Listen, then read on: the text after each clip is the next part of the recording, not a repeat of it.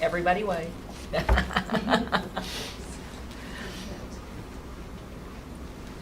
First order of business is roll call.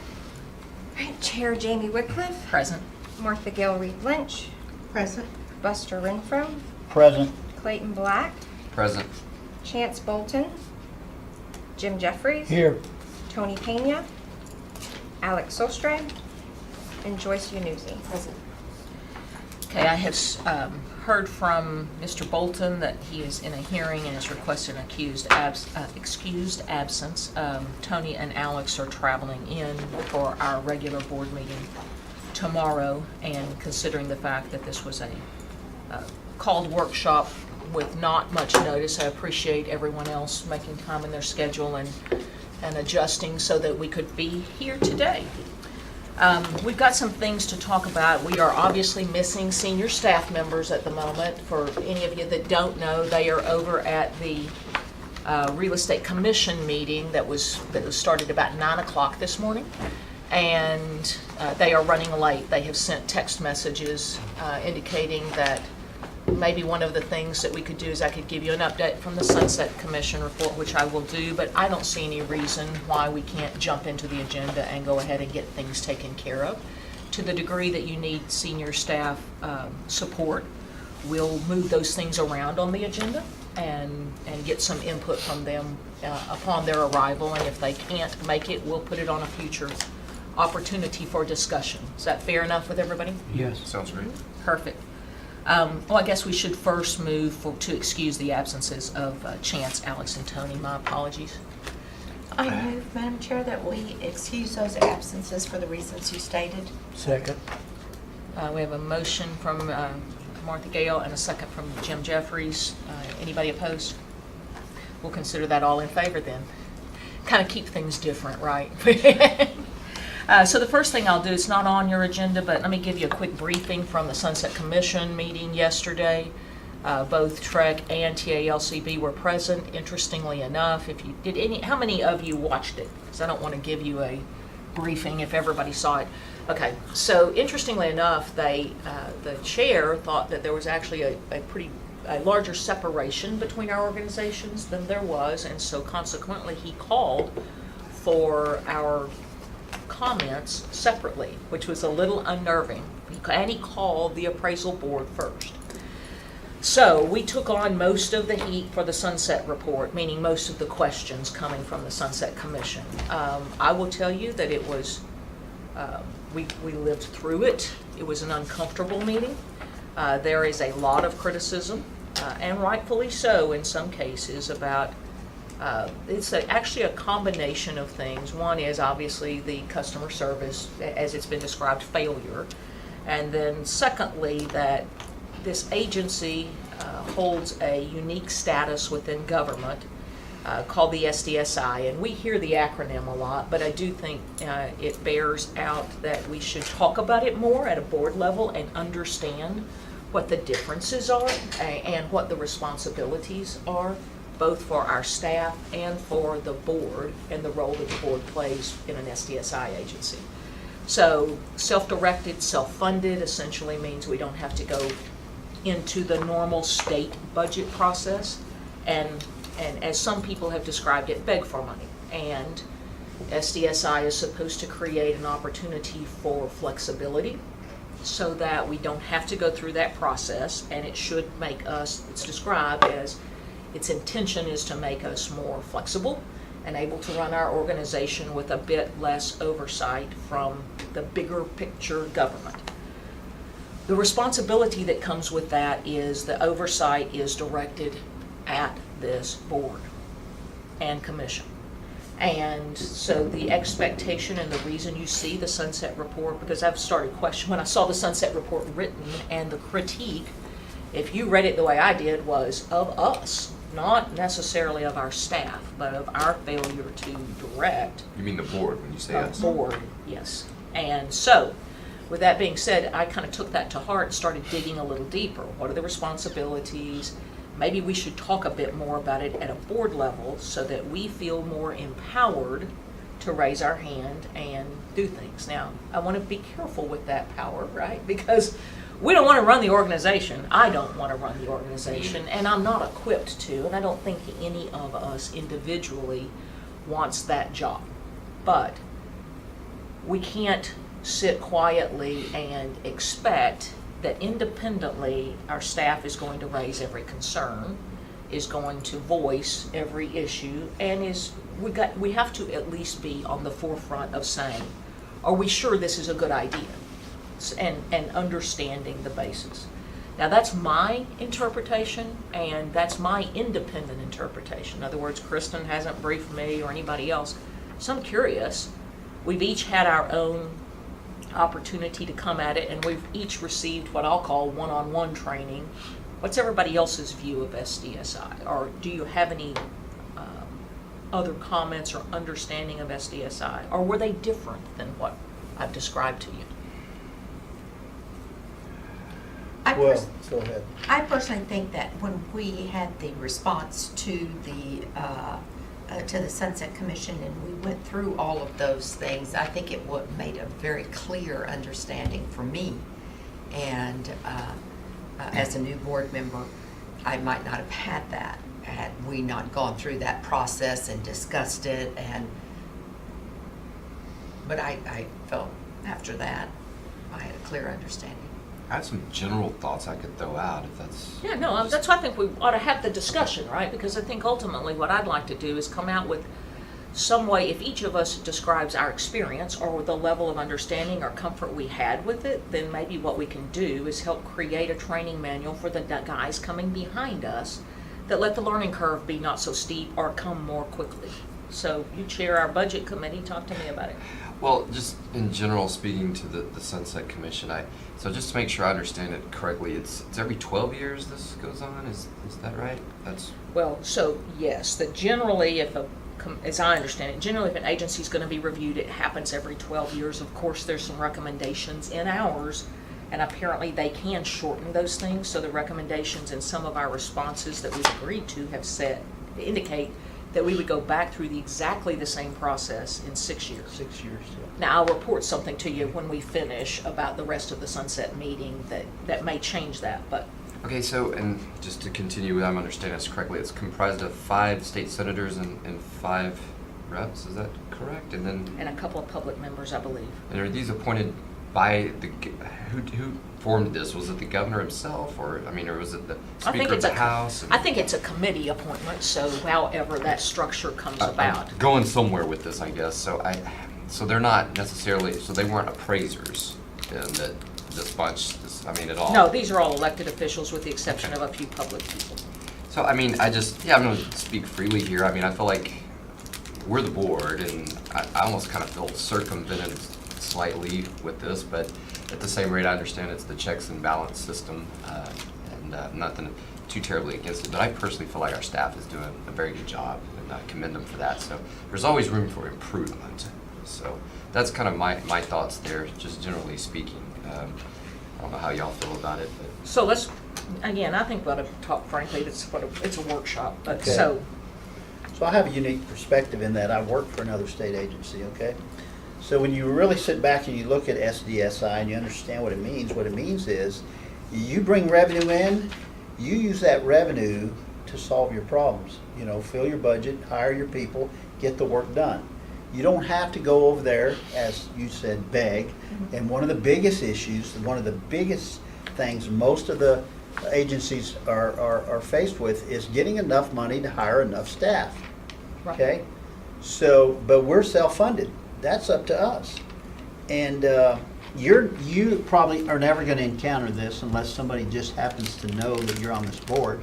But when you serve in a position like Jamie, and she's an appraiser, and Jim, and he's an appraiser, and I'm an appraiser, and Martha's an appraiser, and you go to appraiser meetings, you get bombarded by this customer service issue. That's all I've heard at every meeting. It's either can't get anybody to answer the phone. Okay, let me back up. I'm not being critical of any individuals here. I'm just telling you what I hear when I go to Over and every over. meeting I go to. Can't get anybody to review my experience logs. That, Can't get my education done fast enough. can't get, and I don't encounter these problems, and I'm going to tell you why. Because I'm on the board, and I think I get a little bit preferential treatment. I don't know if that's fair, but I'm not going to complain. Okay? I don't know if it works that way for you. Yeah, sure it does. But I hear this over and over. So the thing that goes through my mind is, if we're SDSI, that problem needs to be solved. And I don't know, I don't come down here and go through the everyday workings. I don't know, do you hire more people? Because I don't have a clear understanding of, is it the whole year? Is it every other year that we experience this problem where there's just an overwhelming customer service? And we don't have enough people, or we don't have the equipment to get back to these people. But it's our job to solve that problem. That's what they Yeah, that's hit what us they were hard saying. on. Yeah, that's what And they the were saying one thing they yesterday. hit us hard on is, really, why'd you put all this money over here to build this building when you can't even satisfy your customers? That's pretty obvious, you know what I mean? Is this the general gist of? Well, that's one of the biggest things. That we is the gotta big, nail yeah, on. that is the biggest. And I would thing. agree, there's huge room for improvement there, it And sounds like. and what- that's being whether a it's public hire more member. people or get better equipment, I don't know. But part of our problem for this board is we're in this organization with the commission. And when you look at it and you slice it up, here's the appraisers, and here's all the realtors. Okay? So, yeah, when you're And making here's those us. decisions. And they pay. Yeah, They pay. fund most of what, the equipment we use. So I try to explain that to these appraisers. I'm like, look, guys, do you want to double your fee? Because if you double your fee, maybe we'll get a call Our own- center our and own our phone. own phones and Yeah. our own people that call and answer your questions. Are you ready for that? Because right now, we're being technically subsidized by the realtors. But then our phone call gets in that same line. You see, and Yeah. logistically, that Yeah. frustrates the heck out of appraisers. And I Well, would and agree you- with you too, I mean, So, And that's why, for instance, and again, we're not picking on anybody, what I'm saying is I want us to all hear that there is an expectation of us. right, Not of the staff, of us That's right. to spend the time to dig in and say what's And- happening, not just look at these reports, but Exactly. review them reports and say, look guys, at least identify the problem and bring me some opportunities for solution. For instance, this last budget round, and I called Clayton and said, what the heck, I'm looking at a preliminary budget that indicates that you're gonna reduce fees and we can't get the frickin' phone answered? Don't do that. And so consequently, the budget got adjusted and they didn't do that. But we are in a unique situation, I think, that our numbers are so tight that's right. that we can't fix any of our true problems, I don't think, in a given year, right? And so when we're going to forecast that we need, and I have a serious concern about the seniority of our staff, and if these guys all start retiring at the same time, Houston, we've got a problem bigger than the one we have right now. So we need to be forecasting that, or at least asking the question, how are you getting ready for it? I agree with you, Clayton, that we've got a great staff. And I agree with you that they are generally good at forecasting and they'll give us all the data we want. I think we failed, and I have failed as a chair to say to us collectively, we got to take this job more seriously if this job is one we want. Because the expectation is not show up and meet on a quarterly basis and raise our hand. The expectation that was made clear to me off the record, so I got summons to the chairman after the testimony, and he said, and I'm happy to report it to you here, we should have been much harder on you and our board, and your board. The governor's office is unhappy with the job. The only reason I wasn't more directly critical of you, Madam Chair, was I respect you, and I've been observing, because he's been calling around, the job you're trying to do, but I'll put it in military terms for you. I'm trying to get this as close to a quote as I can that he gave me. Commander, when you are given the authority to command, command. And I swallowed hard and went, yes, sir. Which was really about taking a look at what the rules are, not running the place, right? I didn't receive that information as running the place, but I do think we have had a tendency as an organizational structure, long before any of the people even sitting here, maybe not long before, probably before us from my observations, of receiving rather than leading. And I think there's a fine balance there, but I think we've got the message that I got yesterday, again, if I'm passing on the beat up, we got beat up a bit, so I'm just sharing You were with taking you. the heat for this, to Yeah. lack of better terms, this was directed at you. Well, She you was directed- testifying. It was directed at the board. And then, was there any other board member? I didn't go. I only went for the testimony, or for the hearing part. Oh, were you there? I was in the very back. Oh, I'm sorry. listening, but, So did you get some heat too? Or, oh, no, I didn't. It was all I mean, Jamie. I'm so all Jamie. incognito when I show up at places that people don't even know. Yeah, she was so incognito that I didn't know she was there. Okay, well, I'll keep an open But- mind then about this, so. Now what? We watched it. But I do have something to say, if you don't mind. No, I I have a friend at the appointments office and stopped by to say hi yesterday, and he just kind of said, have a seat, let's talk for a second about the board. And he said, there's some problems that the board needs to address. And it's the fact that y'all aren't up there to be yes men, you're up there to oversee the agency. The agency's there to do the job, but the board's there to oversee the agency. And you should not be in agreement with everything that gets put before you by the staff on an agenda. That's what he said. Oh. And just kind of said that, and reiterated what Jamie said, that the governor's very unhappy with how customer So- service has been handled. I wanted to finish the thing so that when I'm at these meetings and these individuals come up and you realize we're an SDSI, they have all the right to come to me and tell us that we need to do a better job. It's not they're complaining to me to tell our staff. They're literally saying, you're the board. You're on there to look out for us. You need to get the job done better. And so when you think about that, you go, they're right. We got to hit this hard, and we've got to get down and see where the real problem resides and what's the best solution. It's not always more staff. I mean, I think we should look at, are there spikes where there's certain times of the year where the phone is just like in the spring, it seems like, and you correct me if I'm wrong, it's like it's always bad in the spring. Well, maybe we should spread some of these renewals out.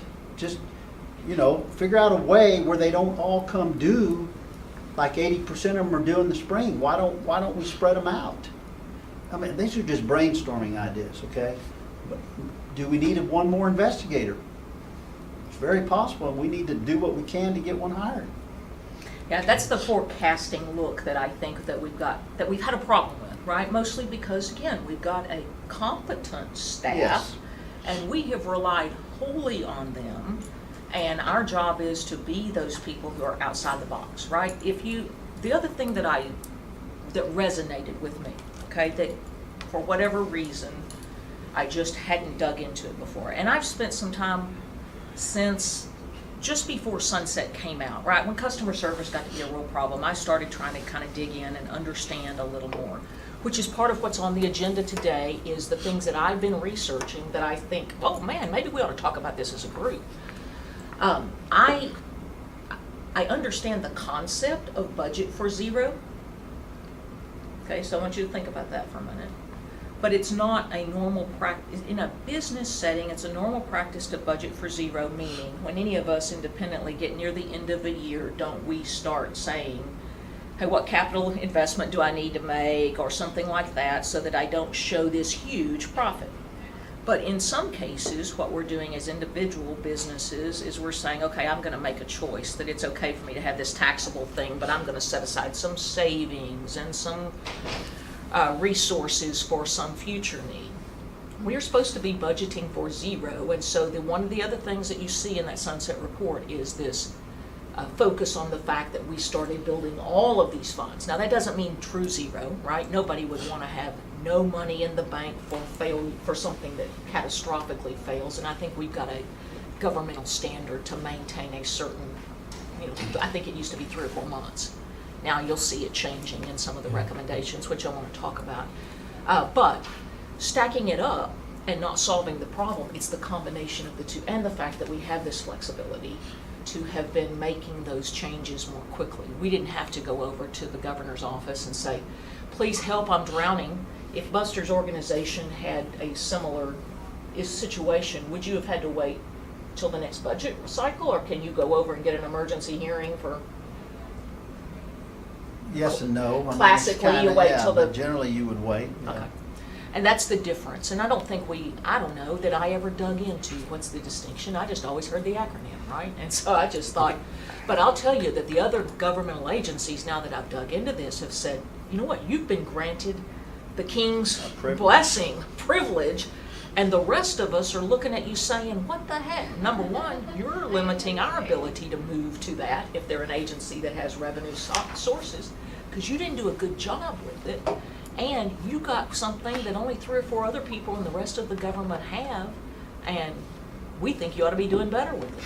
So, all that. Who specifically then is upset over the governor's office? Like you mentioned that they're not happy with the governor's office. Who specifically? The governor himself? No, probably every elected Well, official that's taken. I visited with the governor at a reception in Midland, Texas last month, and we talked about this board, and he didn't say anything to me about him. He wasn't upset. He did not Maybe that was articulate. A lot of prior this stuff before. doesn't get to the level of the governor. Okay, They well, that's don't why I'm let asking this specific They question. don't let the governor hear this. They get these complaints. This is probably what happened. And again, you have to understand that we're the Appraiser Licensing Board, but we are in the same agency as the realtors, and they are dominant statewide. So every time, And they're dominant politically. yes, politically, Sure. they call up here, I bet you not every time, but most of the time, and they can't get something done, the next call is going to their state rep or their state senator. And then that call is going to the governor's office, okay? Because everybody on this board, except for me, are appointed by the governor, right? Yes. Okay, so that's just how the funnel works. Now, do they go straight to the governor?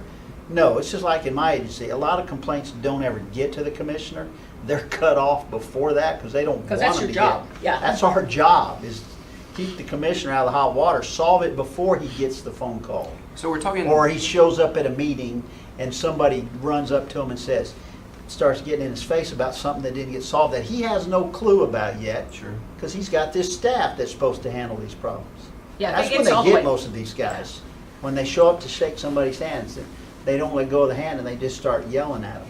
These are phone calls, I would bet you. Some might be appraisers. Yeah, I'm Don't just get me trying to wrong. kind of get to the because So if you want to I'm know starting who at was the very mad, top. yeah, and- who was mad yeah, yesterday? Yeah, who was mad? Who was mad yesterday? The chairman. And the chairman happens to be my state representative and also the person who had to lead my appointment. And again, he was very polite to me, but he was very direct in his expectations. So if you want to talk to somebody, talk to Senator Birdwell. And I've got his cell phone number because he has an expectation for me to come see him before he makes a recommendation. Yes. But I mean, they And- understand too that you're not getting paid to do this. I mean. Well, they don't so- care about that because we chose, It's they their- don't care about that because we chose that. Applied to be on here. Yeah, we All right, chose that. Fair enough. I'm just asking questions. I mean. And No, so, but these are- because I said so part of my testimony was, we're volunteers. You know, you Right. give, I said that, right? And we only meet 4 times a year, so it's difficult for us to be as effective. And so the answer to that was, do you feel constrained to meet 4 times a year? And then I'm like, crap, wait a minute. There you go, I was supposed to say. Right. No, I know. That's exactly what I did. When he said that, I went, ugh. We don't want to meet monthly. That's What right. happened? Quarterly is great. No, I understand, and was not a proponent of that, and I said, no, I don't feel constrained to, because we can't call meetings, but I have felt constrained in the past, because when I've been in a position where I felt like we needed to, the first response back was, it's a budget problem. And again, I get it, right? I'm not looking for, and I don't think any of us are looking for a monthly meeting. I can't come. Trust me, guys, This is I've hard been enough. here all week. I was required to be here on Monday, and I will be here through tomorrow for my volunteer position. Right. And so, Which I think you're doing a fantastic job, personally. well, So if I could pat you on the back. thank you. But anyway, I think we're capable of handling the crisis that we're in, and I'm pleased that we have the assemblage of the personalities that we do, and the willingness of the people who, you know, to dig in. But I just want you to know that that is the atmosphere that we're in right now, and again, we can make a choice, Clayton. So- Any of us can walk away, right? But I love it. I but love you serving. still have to have. There still has to be whoever follows us, which is what I'm trying to do, doesn't find themselves quite as much behind the curveball as I felt like we did, and I have felt like we have made significant strides. I'm sure significant strides were made before I came. I feel like we've made significant strides to start to get an organizational structure about a more formalized process when you come on, to have a better understanding. But even if all of this were laid out, if I was the only one who felt like I was hit with a fire hose, Buster probably transitions as easy as anybody because he's used to the process, right?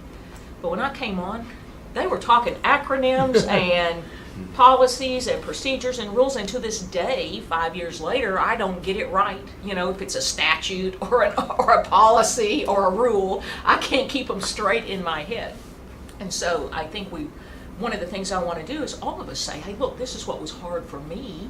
It would have helped me if we would have had, so that we can start to put an organizational structure together that would help. So that kind of brings us to, and again, the floor's open about that if you want to. I've got another comment, if I can make one. So, Yeah. I'm so- behind you on that. So I'm definitely listening, and let's be constructive with it, and there's always room for improvement, so great, moving forward then, I'll accept that, and okay, let's improve. Now, I would like to just, for me personally, you know, I enjoy serving on the board, it's a great pleasure. Now, as Buster, you know, pointed out, I'm a public member, so I'm really looking to y'all and staff for direction, you know, and a lot, because I'm not an appraiser, so I don't mean to sound like I'm a rubber stamp, you know, but I feel more like it's my job to make objective, logical decisions. You know, you have good advisors, good staff, that type of thing, which helps me make logical decisions. So I do try to look at it that way, but at the same rate, it's hard for me, not being an appraiser, to look at it as objectively as y'all are. if So that let me makes just sense. say, as it relates to policy, as it relates to maybe enforcement issues, I agree with you. As it relates to running the organization, no, we ought to be looking at you harder. You're the business guy, right? The appraisers bring a unique perspective about the way the world works that we're in. So if you're making a recommendation about a statute or the way the forms look or the way an enforcement situation is being handled, I agree. You guys, I mean, it's as foreign as all the other acronyms are to us. You guys aren't expected to, but you are expected to protect the public and to be sure that we're looking at it not just through the eyes of an appraiser. That's why there's public members here. And so I'd encourage you to say, yeah, I agree with you when it comes to, again, those technical expertise you depend on us for. But a big part of what we do in this board is running a business. And that's the part we kind of look to you all to say, hey, you appraisers, get out of the weeds over there where you're focused on enforcement, and come over here and help me understand why it's taking whatever. You know, why there's a shortfall in the budget, or why we're 3 people down and we haven't hired somebody. Okay, then, since I am chair of the budget, we had a meeting, and so one of the things that was constructive that came out of it is that we're going to do a better job to articulate to the board well in advance of passing the budget, so y'all can hopefully have some input and go ahead, wear me out on it, and you know, to try to put together a better budget then. No, I agree. Most certainly. I agree. I think That's that, one of the things that we did go over, you know, and it's in our minutes. So I believe we're going to start, you know, it will start, well, for sure by the May meeting, but I believe in February. And, you know, we're going to have things available to y'all in March. And, you know, so that way it's not just, hey, it passed through committee and me and Tony and Alex didn't have an issue, you know, or we raised some questions with them and do try to do our best to have input and so forth. Well, and that But- may be that's one of the things that I was encouraged to consider in the meeting yesterday, and that is that committee appointments should get a little bit more look. For instance, and they didn't call out any particular committee. That was just they didn't say, hey, by the way, They didn't say finance. no. But when you think about it, I've got 3 public members on the budget committee right now. Right. And so Yep. I probably created a vacuum where if you've got enforcement concerns of budgeting about the biggest part of our dollars gets spent at that staffing level, there was a shortcoming there when I was thinking about that, because there's no voice there to say, hey, but what about? Hey, what about enforcement over here? We seem like we're short people and we probably need some more payroll money, right? And I don't know how much input we get. Like, I suspect that the budget committee doesn't get a briefing from the staff. I suspect what we get is a final balanced budget, right? When I served in another public place, what would happen is I'd get a briefing from all the department heads that let me at least hear. I wanted 12 police officers, but in order to balance the budget, I've been asked to go down to 3. And then at least I was aware, right? And again, I'm not proposing the process has to be that, but I'm not sure that we shouldn't be a half a step back rather than just looking at a balanced budget, right? Maybe we need to be a half a step back 6 months out that says, look, it looks like we're going to be upside down, and here's where we're going to start trying to figure out where to whittle, and that way the board could have some input on where the whittling's occurring, and I think that's what people are expecting of us. All right, I mean, I'll stay off of that then. Okay, so when we had our budget meeting, there was a lot of input, just so y'all will know, and not just my part, but Alex had a lot to say, and we did have some changes that y'all will be able to see that here's what they presented, and well, we questioned some things, and so I think that's going to be available right now, so y'all can see that we're not just sitting there and No, we don't think you are. and listening to them and not raising any concerns. But or I think a questions. red line version, like, would be helpful too, right? We should kind of know which ones the board members are saying, hey, we didn't Have think that was a concern good about. idea. Yes, and that's what we have available. It should be right now. I think that y'all can view, because I did bring that up. Like, well, can we have this so that the rest of the board can see that, hey, we are at least talking? I mean, it was like a 2.5 hour meeting, that we had, and a lot of constructive things. Hi, Doug. Hey, So, so as and Martha, you said you had something you wanted to add? Well, as. We're just kind of doing a briefing of As sunset. Buster said. That's Which what I was caused, going to recommend is a Which is- great thing to do. yeah, which has caused a lot of conversation, so. Sure. As Buster said, we're the appraisers, and we're the ones that go to all these appraiser-type meetings and appraiser-type groups, and people know that you're on the board, and they bring concerns to you, and I've discussed them with Doug.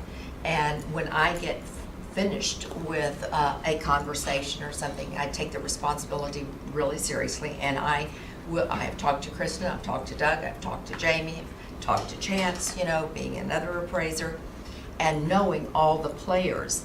And, especially when, I'm not hearing, I'm hearing the same things over and over and over, from a big group and several groups.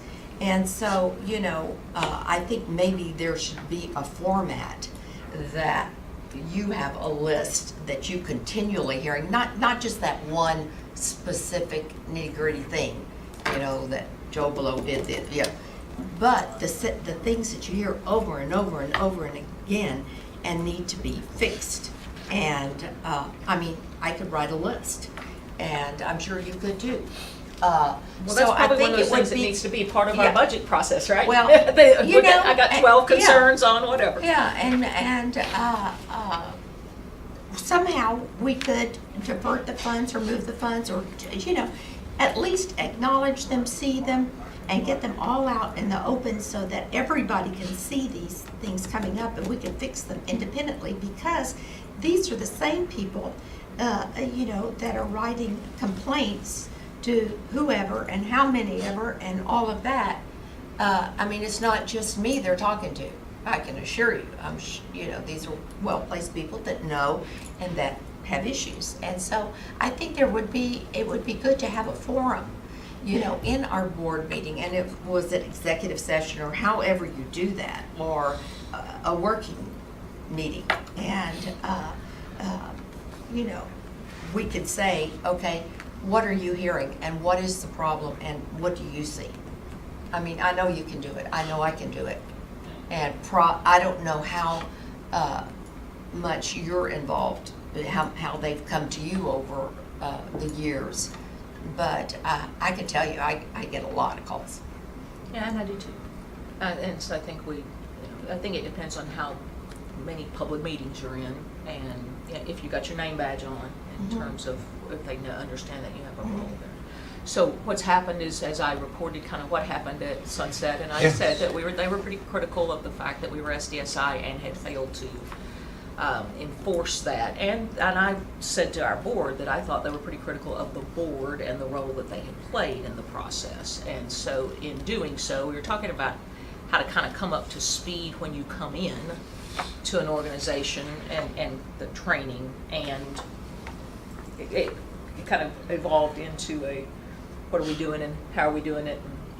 What are the problems? And what I've said is maybe what would be good is each of us have come in at a different time. If we could list those things that would be, now that we've been here a little while, if we could list the things that would have been helpful to us or that were most difficult for us or that we just didn't get, we didn't understand it as well, that'll let us be able to focus on continuing to work toward that training. The same kinds of comments came up we had an extended discussion during my report to the commission this morning at their meeting. And so we spent an hour and a half talking about sunset-related things, because I reported on our being there, and they started asking questions, and what are we going to do about this, what are we going to do about that? And so the general counsel said, you know, it's okay, we can have, as long as we don't make any, you know, policy decisions, we're not changing any rules, all that kind of stuff. You just talk about process and opening up the process, improving the process of communication, all that stuff. So they actually had some really good suggestions for things, and I'll just toss a couple of them out on the table. So to a person, unless I'm involved in a committee meeting, one, I don't know that the committee's gonna meet. I don't know what they're gonna be discussing. I don't hear about what they recommendations are until I show up for the quarterly meeting. Right? So I don't know why they met, what they talked about, who was there, and what, if any, recommendations they made. And so that's one item that they've asked us to do this. Let all the commission members know if a committee is going to meet. As far in advance as you set a date. If you set a date, let everybody know. On this date at this time, there'll be a meeting. And then when an agenda is published, send it out to everyone so that you can look at it and go, oh, well, wait a minute.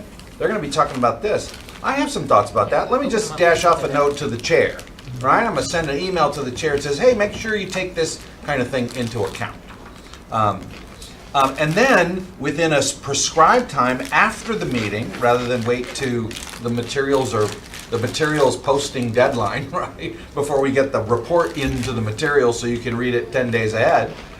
But, you know, within a few days after that meeting, publish the minutes, publish the report, and send it out to everybody so you know further in advance, okay, they had a meeting, here's who was there, here's what was discussed, I had an opportunity to send some information, and then I read, here's what they're doing, and I'm not happy about it. I'm going to talk about it when it comes up, when they give that report at the next meeting. And in the meantime, I'm going to send an email to the chair and say, you know, I sent you this note that said, why didn't you talk about this? And you can actually have a conversation. That is not an open meeting violation to have a conversation one-on-one with stuff. It's the only violation is if you start saying, well, Jim and I talked about this, and then you call Joyce and say, now Jim and I talked about this, and he's with me. Are you with me? Right? And then you do this serial walking quorum kind of a thing. But you know, 2 or 3 people having that conversation is not a problem. It's just when you get to 5 Yeah, and I think that's one of those training things, right? We are told so often, be careful, don't hit a reply all, don't be talking, and you guys better not be standing too close to each other in a public place, if there's more than 5 of you. I mean, Yeah. we get told that so much that I think sometimes we don't pick up the phone and say, hey, Jim, what were you thinking when you said this education thing could be done in 6 weeks? I'm just curious. Then they had another suggestion that as a part of, because I used the board as an example to them, to the commission. Said, what the board does is far more complicated because you have this federal oversight stuff. And you got these ABC agencies that are involved in it, none of whom really have a clear, people don't have a really clear picture of how they all interact, because it's not black and white. It's a whole bunch of shades of gray. Who influences what for whom? That kind of stuff. And so I said, the board by policy has instructed the staff to schedule a workshop every single November for them, an extra day to get around and talk about stuff outside of the quote agenda of the meeting. So it's not just the business. And they said, well, yeah, we would like to do that too. That's probably a good thing. Or, you could meet earlier. They also started talking about, well, would it be helpful, instead of just meeting 4 times a year, to meet 6 times a year, every other month? Some people said, well, the more you meet, the more rules you're going to do, smaller agenda, additional expense, whatever. There's lots of there's pros and cons to all that, but it just toss it out as a reminder, as the Sunset Commission told the chair and myself when we were there, remember, you're not constrained, unless there's a law that says you can only meet these many times, you can have as many special meetings as you need. Not just want, but as you need. So if there's something going on and you need to have a special meeting, then make a recommendation bring it up. Agenda development was the second part of it. Some of the commissioners felt very excluded from the agenda development process, so we talked through. The agenda development starts with, we had a discussion at this meeting and a topic came up that I think needs more work, right? We're not done with that. And so at the end of the meeting, it says future agenda topics, right? And that's your very first opportunity to say, yes, let's do this. In the meantime, things come in, committees meet, develop recommendations, all that kind of stuff. So keeping everyone involved in what's going on between meetings by just FYI emails. Here's who's going to meet. Here's what they're going to talk about. If you want to be a part of it, we can have you can listen in, that kind of stuff, as long as we don't have a quorum. Then we now have, instead of just the 10 days, so 10 days prior to meeting, we have to post the agenda and send you the materials, right? 10 days before that, we have to send it to the governor's office, along with this is a new thing under Governor Abbott, because they want to make sure you're not out there just making rules willy-nilly, right? Let's not do rules unless we need to do rules. And so you need to justify them. We actually have to send along a rules memorandum that answers specific questions that the governor asked us to do. It's like, make the case for why you're doing the rule. And so it's a little more than the preamble that we put in our materials. But one of the suggestions was, when you send that to the governor, send it to us too. So now we get it 20 days ahead. It doesn't mean that's what's actually going to be on the agenda, but if you have something you want to weigh in on for that, you can get it to the chair or the executive committee. That was the one other thing. Robert's rules says that if there's no other method provided, then the chair is the clearinghouse for the agenda. Well, there's no other method provided. We don't have a policy that says something else. So we've always followed that, because that's what that's what administrative law in Texas is. But if you wanted to have a different method, in other words, if you wanted the entire executive committee to weigh in on the agenda by a certain date, that would be another thing that you could establish a policy for. So just to get her, to really address the sense that we're being surprised, but we as policymakers, you, are being surprised by things, and that it is far too staff-driven on what needs to come next, and you don't hear about it until you read the materials right before the meeting. It's like, where did this come from? And I don't understand. To kind of push back against all that and go, no, well, we want your involvement.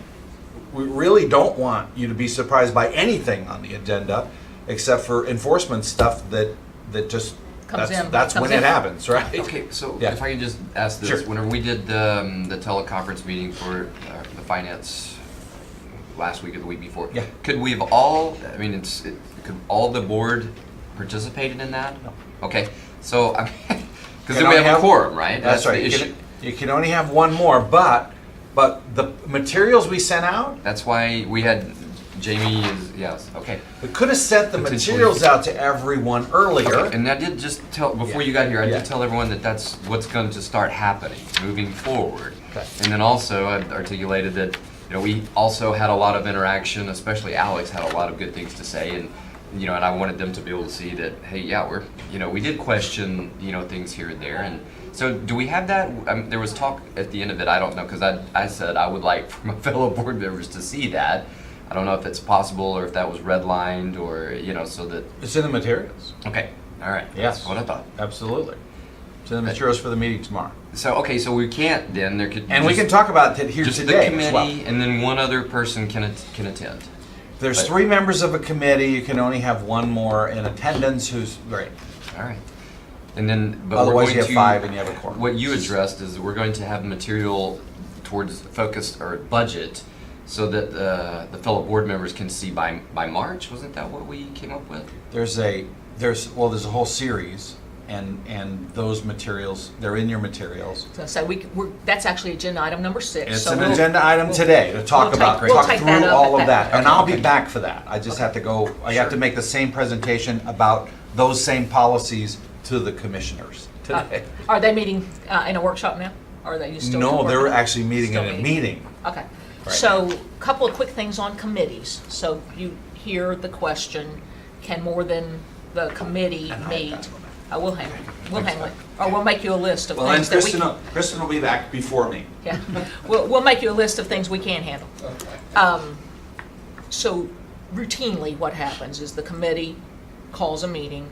The chair has the right to attend any committee meeting, and so that would be your 4th, right? You're But- ex officio, right, on that? Correct, you. correct. Exactly. That would be me. However, in the past, and I want you all to hear me say, if there's something that's coming up at a committee level that you want to hear, we had something come up at an enforcement level that somebody else wanted to hear. If you'll communicate, I don't go to every committee meeting. I attend probably 50% of them outside the executive committee that I have to attend, or other committee positions that I have to attend. But if there's one that you want to weigh in on, all you got to do is give me a call. I'll tell you right then, look, I wasn't planning on it, or I was, and I've always bowed out. If you all are interested enough to attend a committee meeting that's outside your committee assignment, I just assume that set of ears be there. I'll get feedback somewhere else. So that's all you have to do. If you want to attend a committee meeting outside your committee assignment, just give Kristen or me a call, and we communicate with each other. Sometimes she'll hear that one of you wants to go, and I'll say, well, call and tell them to show up in my stead. I won't go, and that way we don't have a quorum issue. And I could just throw in from my standpoint on finance, I would love it if, Buster, Martha, any of you guys, would like to, it would be very helpful to have y'all, to. And I more- intended to attend your last one, however, That's all right. it's been a heavy load. Yes, I By can- the- I can only imagine. I can It sounds only like it's a- imagine, but like, I so think it we're would be talking great about anyway. committee meetings, okay? But like the enforcement thing, I just want to get this right, when there's an enforcement issue and they are coming in, someone, a complaint or whatever is coming in front of the enforcement group and they're making decisions. staff. Yeah, our staff. Then if I want to attend that, then I can, but then I can't be involved in it You cannot, Can't vote in you the board cannot meeting. vote in the board meeting, and you have to really recuse shouldn't, yourself. and you really shouldn't shouldn't give even been other there. You opinions. shouldn't say anything. Okay. That's the Right. only reason I have in this building, that there's so much opportunity to attend them, but when I learned that, I decided I'd Yeah. rather have a vote on what happens than just go listen to it. Right. Agreed. And I have attended one because I finally decided, need weighing to it, just weighing it, wait. weighing it, that I need to understand the process. That was back when there was some accusation about whether or not we were outnumbering or overpowering or whatnot a person with a complaint. And so I just want to be able to say that I'd observed it in person. But Well, let me just throw in just real quickly then, so to reiterate, if anyone, I would welcome the opportunity. Y'all are not going to. We got it. Yes, I want to make it crystal clear. I would love it because once again, I'm looking to y'all as well, my fellow board members, so that helps. The more people that are involved, it helps make a clearer decision. Until we get too many people, then it can get convoluted. So anyway, thanks. okay, so I think we've given you kind of a big picture. Sunset, you're going to have to listen to 2 or 3 sentences tomorrow. Why'd you have 'cause to go first? How did we get to go first? Why did you get to go first? Well, because the chair, for some reason, Mr. felt like we Senator were. Birdwell took an eye at you and said, You're in trouble. I think the chair felt like we were separated more than we were in our organizational "See, that's part of- structure. A big part of some of our problem. Yeah, is We're they didn't not as understand. separated as a lot of people on the outside think we are. No, agreed. And so he just called for us that way. In fact, if you see the camera running, you see us going. I'm like, are we supposed to go up first? We're first. And if you watched any of it, it was very awkward for our staff because that's not the way we prepared. That's not the way the statements were prepared. And so we were really having to juggle. Yeah, Doug was Well, in fact, I felt really going bad through his because- book like this. I don't know if you saw that. Well, He I was felt like- really bad because I had mine identified down to TALCB because I knew I wasn't going to have to answer for track. But Doug, of course, needed to answer for both, and we really thought Avis would go first, and then we would be secondary, so all of our comments had to be adjusted on the fly. Literally, he just said TALCB, and we went, oh. And so I'm over there fixing, my open comments about not addressing anything that Avis has said or anything else. But I started to hand him mine, which identified the things that were TALCB, but there were so many highlights that meant something to me, and it was so We could difficult. see your highlights on your could you little really? thing. I could see your yellow. It was, I was afraid it would be more difficult if I handed him something that looked completely foreign, so we just kind of dealt with it.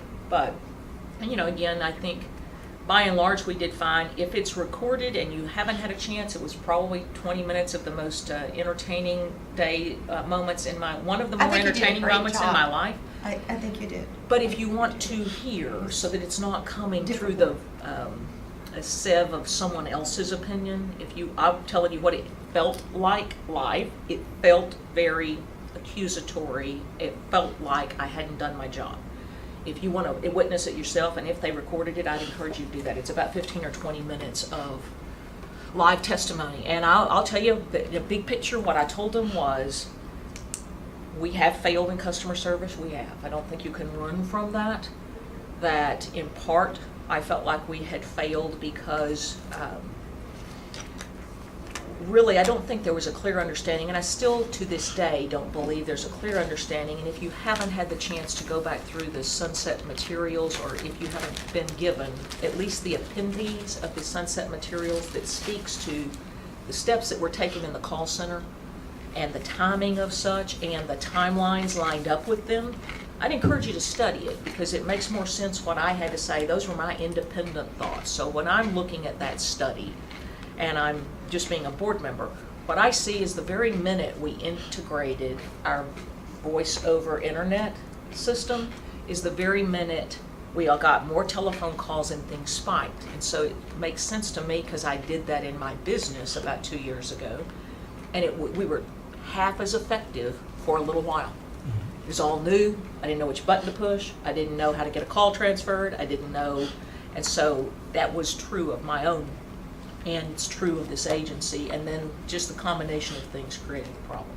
So I told them that if we hadn't started earlier, and I believe this in my heart that if we hadn't started earlier trying to fix the problem, what looks like a problem that we fixed quickly now, we would still be reeling, right? We would still be going through the process. I said, SDSI doesn't mean we're not subject to governmental buying regulation, and I think that was important, even though they know that, because there's only 5 agencies, I think, that are SDSI. I wanted to remind those elected officials, look, SDSI doesn't mean I got a checkbook and a pile of money. I've still got to get bids, I've still got to hire within a confined radius of things. You know, there's just some things that take longer. It's not like if it took you 10 minutes to get an answer on my phone at my business. And I told them that I thought the process of bringing board members in was not as efficient as it could be, that we needed more training, that we needed to understand more about the process, and that we've made great strides, but that we need to do that. That being said, my last thought is, I think we should budget 1 extra meeting a year and hope we don't need it. But if we budget for this workshop, which I think is critical, and I, along with some previous board, had asked that this be established. Sometimes I'm not crazy about the fact that I kind of come in an afternoon early, but quite frankly, every year we've needed it for something, and so I think we'll need it in the future. And then budget for 1 more meeting, not with a guarantee that we would come in an extra time a year, but at least the money is there if enforcement's having a problem, maybe we could reassemble an enforcement committee in person, or if budget's having a problem and you need to get face-to-face, or if education's having a problem and they need to get a group face-to-face. We won't be constrained with, again, I haven't heard it lately, but in the past when I've said, I'm not sure we shouldn't all be in the same room having a conversation about this, there was a concern about whether there were the dollars in the budget to do it. And I don't think we should be constrained by that, and certainly the elected officials that were questioning us said, you think you can't meet more often? No, I know we can. I don't really want to, but I know we can. And so I think we ought to budget it there, and if we don't spend it, right, then we can recognize that after a year or so, if we don't spend it, that maybe we don't need that. But I don't think it's that much money, and I think we shouldn't be constrained by something that short-sighted. May I make a comment? Something Buster said a few minutes ago really is important in our major downfall as the Sunset Commission sees it, I think, and that is, of course, in customer service and the wait times and all that type of thing. Was there any recognition at the Sunset Commission did you feel like there was any recognition the fact that the Trek is the gorilla and we're the little chimpanzee running around over here? No, but I'm not even sure they had a good grasp of that, except that when I say that, right, as a group, they did not give me that impression. When I got pulled off to the chair and we were having some conversation about it, he acknowledged that he recognized that. I said, look, you can help me, sir. You know, you're taking a look at this, and I understand that you're disappointed, but I feel ill-equipped to drive a bus about personnel and equipment that I don't pay for. And he said, yeah, I recognize that. Because again, I'm not sure that I don't know how often you all look at the MOU. I look at it because Avis and I talk about it, and I ask for language changes in it, and over time it's evolved so that we have a little more voice as it relates to reviews and those kinds of things. But the MOU is what sets out what percentage of things or what percentage of dollars are going.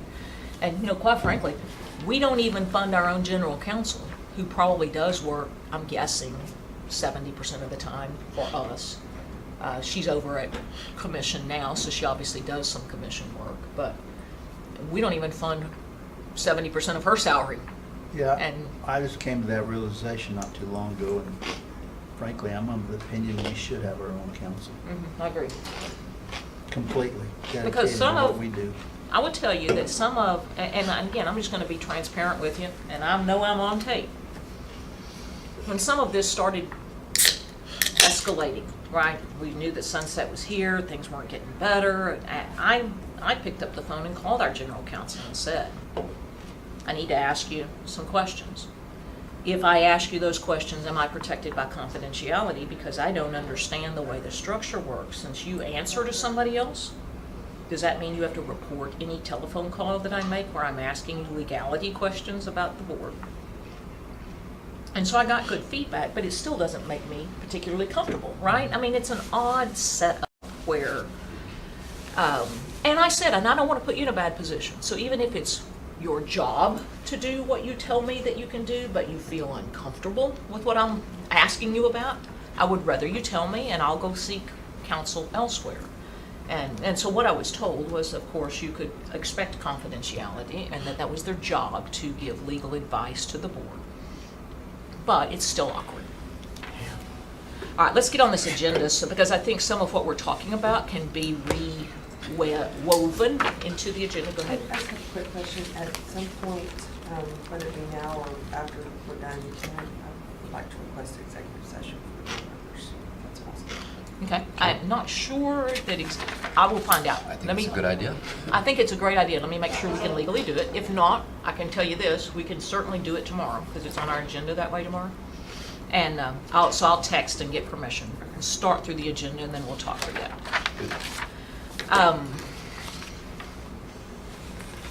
We're on agenda item number 3, board responsibilities, which is some of what we've been talking about. So I think it's important to take a look at it. First, the first thing I would tell you that I found interesting when I got this was it starts out with the Texas Occupations Code, but look at the title itself. Well, I was puzzled by this. No, I really was. I thought it was I thought I got this in our package by mistake. Accident? Yeah. Because it doesn't say It doesn't anything say our, about the Appraiser License Board. It didn't even mention it. And then I thought, well, Dion put this together. I know she knows better than that. yeah. And so this comes from one of the conversation that I said, can I ask you some questions and will it create a problem for you with confidentiality? I said, send me the rules, the laws, the statute, the whatever that lines out the responsibilities. Okay? So this in part is what I was sent. And so 1101-102 is really designed for the commission, but it lays out the expectations under the umbrella, if you will, that we work with.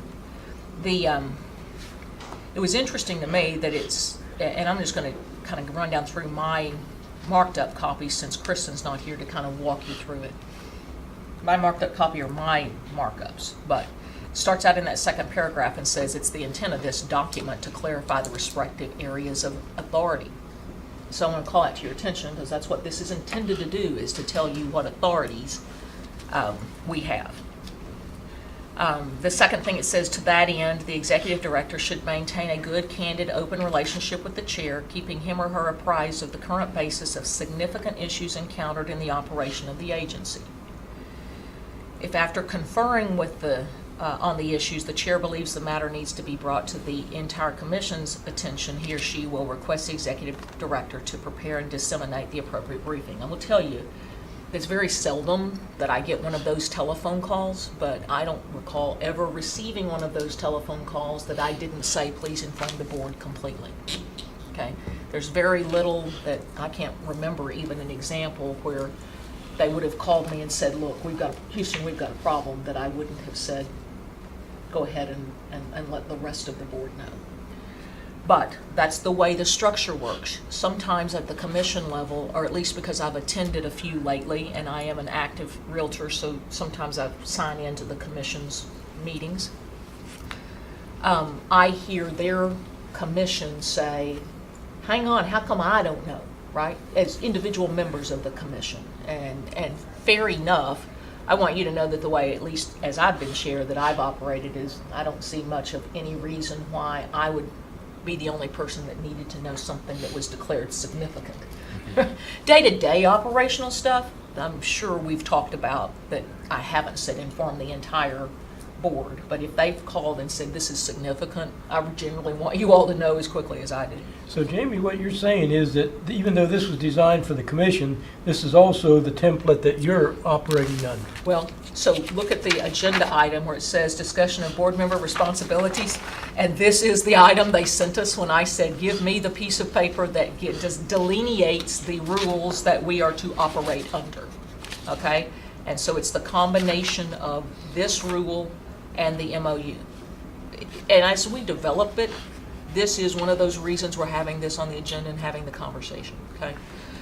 What I want to do is I want us to start identifying those places where, geez, I'm not sure that I agree with this, or I think we should do something, or the next paragraph says that the executive director is responsible for obtaining the staff and providing the commission that the report or reports that the commission may need from time to time. So we get a lot of reports, and this is really your authorizing language that says if you need a different report, we're supposed to be letting them know. The regular communications with the chair should include but are not limited to, and it's got these bullet points. No doubt, so one comment that I will make, and again, we're going to work through this, I rarely talk to our commissioner about the assemblage of the agenda. That's happening right now and has been over the course of the last 2 or 3 years with our general counsel. That may be a structural change that they've chosen. I haven't felt like I needed to weigh in, but I'm just telling you, if these are the rules we're supposed to be operating under, we got to either adjust the rule or adjust the way we're doing things. Update pending legislation affecting the agency and the industries, and I think certainly that happens. Update pending or threatened litigation. I've heard board members say, I think we need to know, and I don't think we ever have received a report to my knowledge about, in a board type setting, about pending or threatened litigation, so I think we ought to think about that. This is, of course, saying it should be communicated with the chair, okay? But we need to decide if you want it to be broader than that. Discuss significant personnel or organizational changes. And discuss is an interesting word to me. Again, I don't want to run the day-to-day operation, but it does bode a situation where does discuss mean talk to us before or report? Because report indicates to me, after a decision's been made, I'm going to tell you what I've done. Discuss indicates to me that somebody's expecting us to participate in that process. And so if that's my responsibility, when I say mine, I mean each of us individually as a board member, I think we should know that, and we should be responsible for that. If report is what it means, then we should change the rules so that nobody's expecting us to do that. Proposing rule changes, I think staff pretty much drives that bus, because I don't know how to, except I've had a board member or two say, can we change a rule as it relates to operational things? Like enforcement is usually where that comes from. Discuss issues of broad significance raised by license holders. Hey, I can't get through on the telephone. Discuss status of audits and provide updates and status reports on operational crises or other important out of the ordinary matters. The commission, in this case, I think we're supposed to substitute the word board, should do the following things. Adopt rules, adopt policy, approve annual operating budgets, strategic plans, contracts over $1 million, specific decisions regarding actions placed before the commission. From time to time, the commissioner may identify an area with respect to how a commission ought to establish a policy. If that's the case, the commissioner should tell the chair and ask for it to be considered. So generally, I think we've been doing most of those things. The management function, the executive director, this is where the authorizing language about how you handle staff. And again, we haven't had a problem with this seated board, but in the past, we've had situations where people went too far the other way, right? They wanted to act like they were the director of the agency or the director of a segment of the agency, and I don't think that's our role. I don't think we should be disciplining or, setting orders. But are there any questions about, besides the fact that it's it's indirectly related to us, not directly related to us? I just want to make one thing, in discussing the issues of broad significance raised by license holders, and you were talking about customer service. Well, it's all customer service, but that does include the experience reviews, it does include investigations. I mean, it's not just calling for your license renewal. I mean, I personally think that the investigations and how they come up with them, their procedure and their results are, to me, equally as important as your license. Maybe you have to have your license first, but after you have your license, this other stuff is pretty important, you know. So I just think that we generally think that the main problem is that. I mean, I don't think that is the only problem, you know, or something. And this is just bringing it to light. Yeah, so as we move So, through this, it's the more one than thing, that. I'm gonna try and flag as we go the things that we want to take up with general counsel and/or the commissioner after the fact. And Okay. besides the title, right? And how does that then piggyback over to us? Are there anything else you want me to stick on that list for now? It seems to me that if Avis is going to be signatory on it, you ought to be signatory on it if it covers you. Well, us. Well, you're the chair, though. Well, I understand, but some of this says commission, which means, is it supposed to Oh, mean yeah, we're commission not. and board? There's not a reference to us in here anywhere. No, I understand that, but all she's saying is that No, I if we're agree. going to be, if this is us, then We're held to this standard. Right, and this is what they gave you. So obviously, it is us too. Agreed. So I don't disagree with that statement, and we can ask that But question. I'd like to go back to something you said, because I think after I thought this through, I think, and I'm not trying to muddy this up and get us deep into the water here, but does discussing significant personnel and or organizational changes mean they have to have our approval? Because discussing, like you said, that's really not a decision. That's just, does that mean this is what we're doing? Y'all got to, it's whether you like it or not, this is what I've done? Or does it mean this is what I'm thinking of doing? I need y'all's approval. I don't That's pretty know. broad right there. I mean, that doesn't really say anything. No, I agree with you, and so what comes to mind is, Why do you come and discuss it with me if we have no say in the matter? that's my point. I don't That's what want, I'm I don't saying. really want it on the list. Well, I'm not if saying I'm I not do gonna have either, any- but I'm just saying that's not very definitive. No, I'm saying I don't want it on the list if it's great, I agree because with I you. want to either be responsible Yes, for it. I agree with you. I want to either be responsible to be in the conversation and have some voice Right. there, or not. But right now, if somebody came to It's you, in there. I don't know, Well, let me, if somebody asked you, what the rule, or what does it say your role is in the hiring and firing or the decision-making as it relates to different personnel? okay, so let me tell you, experience is all I can tell you, okay? Right. Experience number one is when Kristen was hired as our general counsel, and I was just a board member at the time. But at the time, I raised concern, because again, I had previous policy-making experience, and I just simply said, who on the board is going to be a participant in the interview process? And there was a long silence. And it was just before Christmas, and suddenly someone said, well, if you'd like to be, come on. And I said, well, I just think it's important that the board have a representative at least, or a voice in who our general counsel is going to be. After all, they are our general counsel. And so I was invited in, and I did the interviews with a number of different people, and that decision was then made. And I did get to weigh in as a, Yes, did you get to as an weigh in? individual board member. I got to rate them. How my rating applied against everybody else's, I don't know.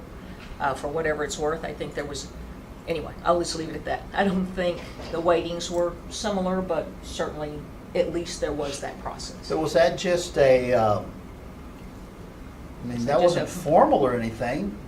I mean, Not that I did they, know. anybody on the board at that time ask you? What was this the person you would have chosen? So the board really, other than the fact that you raised the concern and showed up, had no involvement in that decision? Not to my knowledge.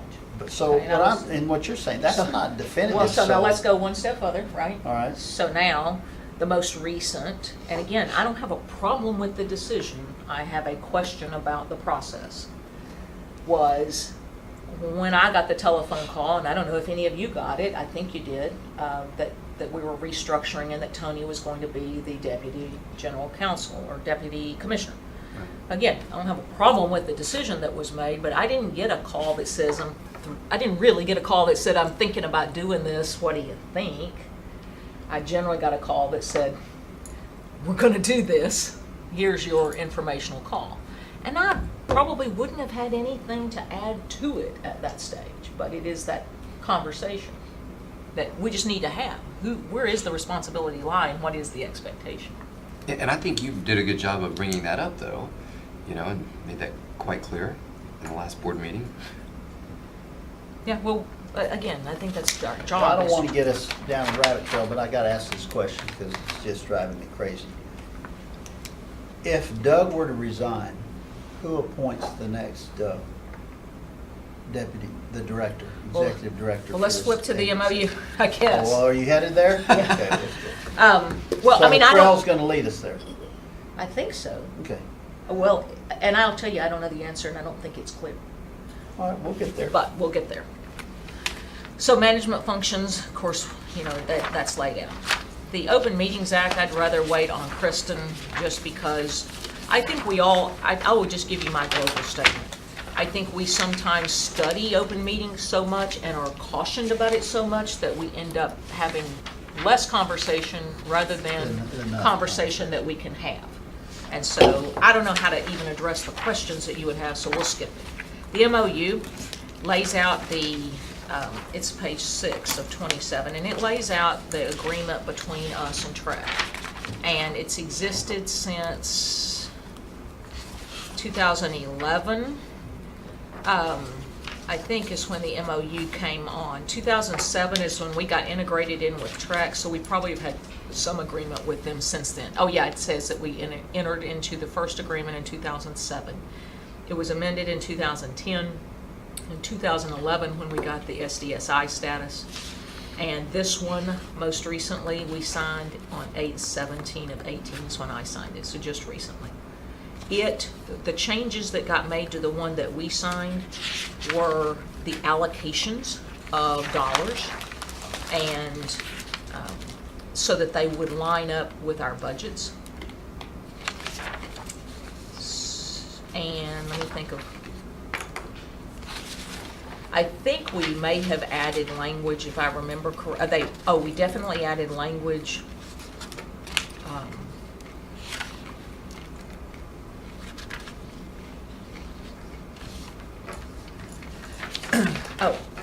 In the past, we added language about the executive director's review because in the beginning, we got to weigh in, but we didn't get a seat at the table when the review was actually occurring. Through the course of relationship building with Avis and I asked for and have received, an equal seat at the table for us to be able to have those meetings. Jamie, Yes, sir. can I ask a dumb question? 'Cause Sure. I'm good at that. Under B, what's FTEs for crying out loud? Under item capital B, Talc Board FTEs, what in the world's FTEs? Full-time employee. What is it? Full-time employee. Full-time employee.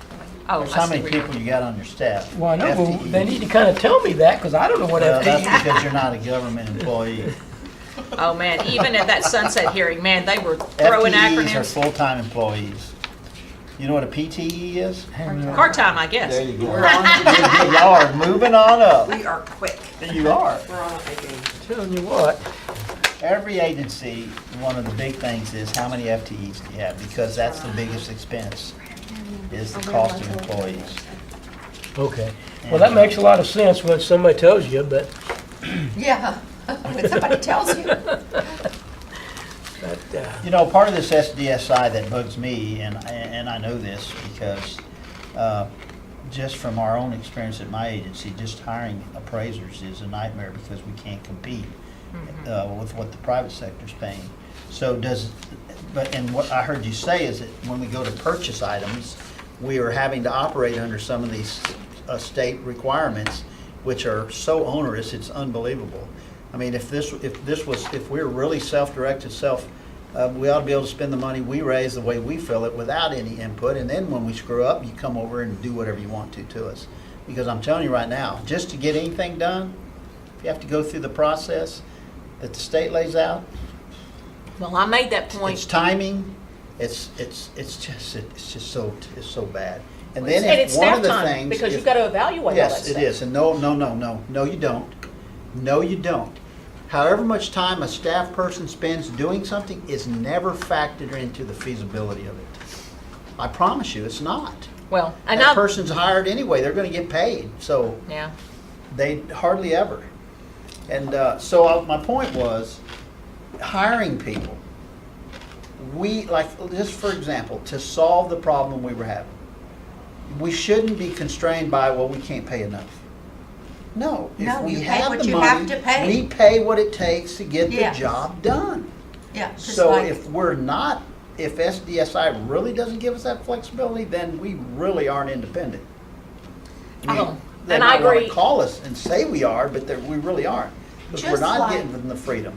Just like Jamie, when they had, said we couldn't, on the investigators, and we were talking about hiring a commercial person for Right. the commercial Mhm. stuff. And they, and it was just so cost prohibitive, and we could do 50,000, and then you'd have all these benefits or whatever. And it was never enough to get someone we needed who, just getting a half-brained person is not gonna help us. Number one, they're gonna be slower. Number two, they're gonna make the wrong decisions. Yeah.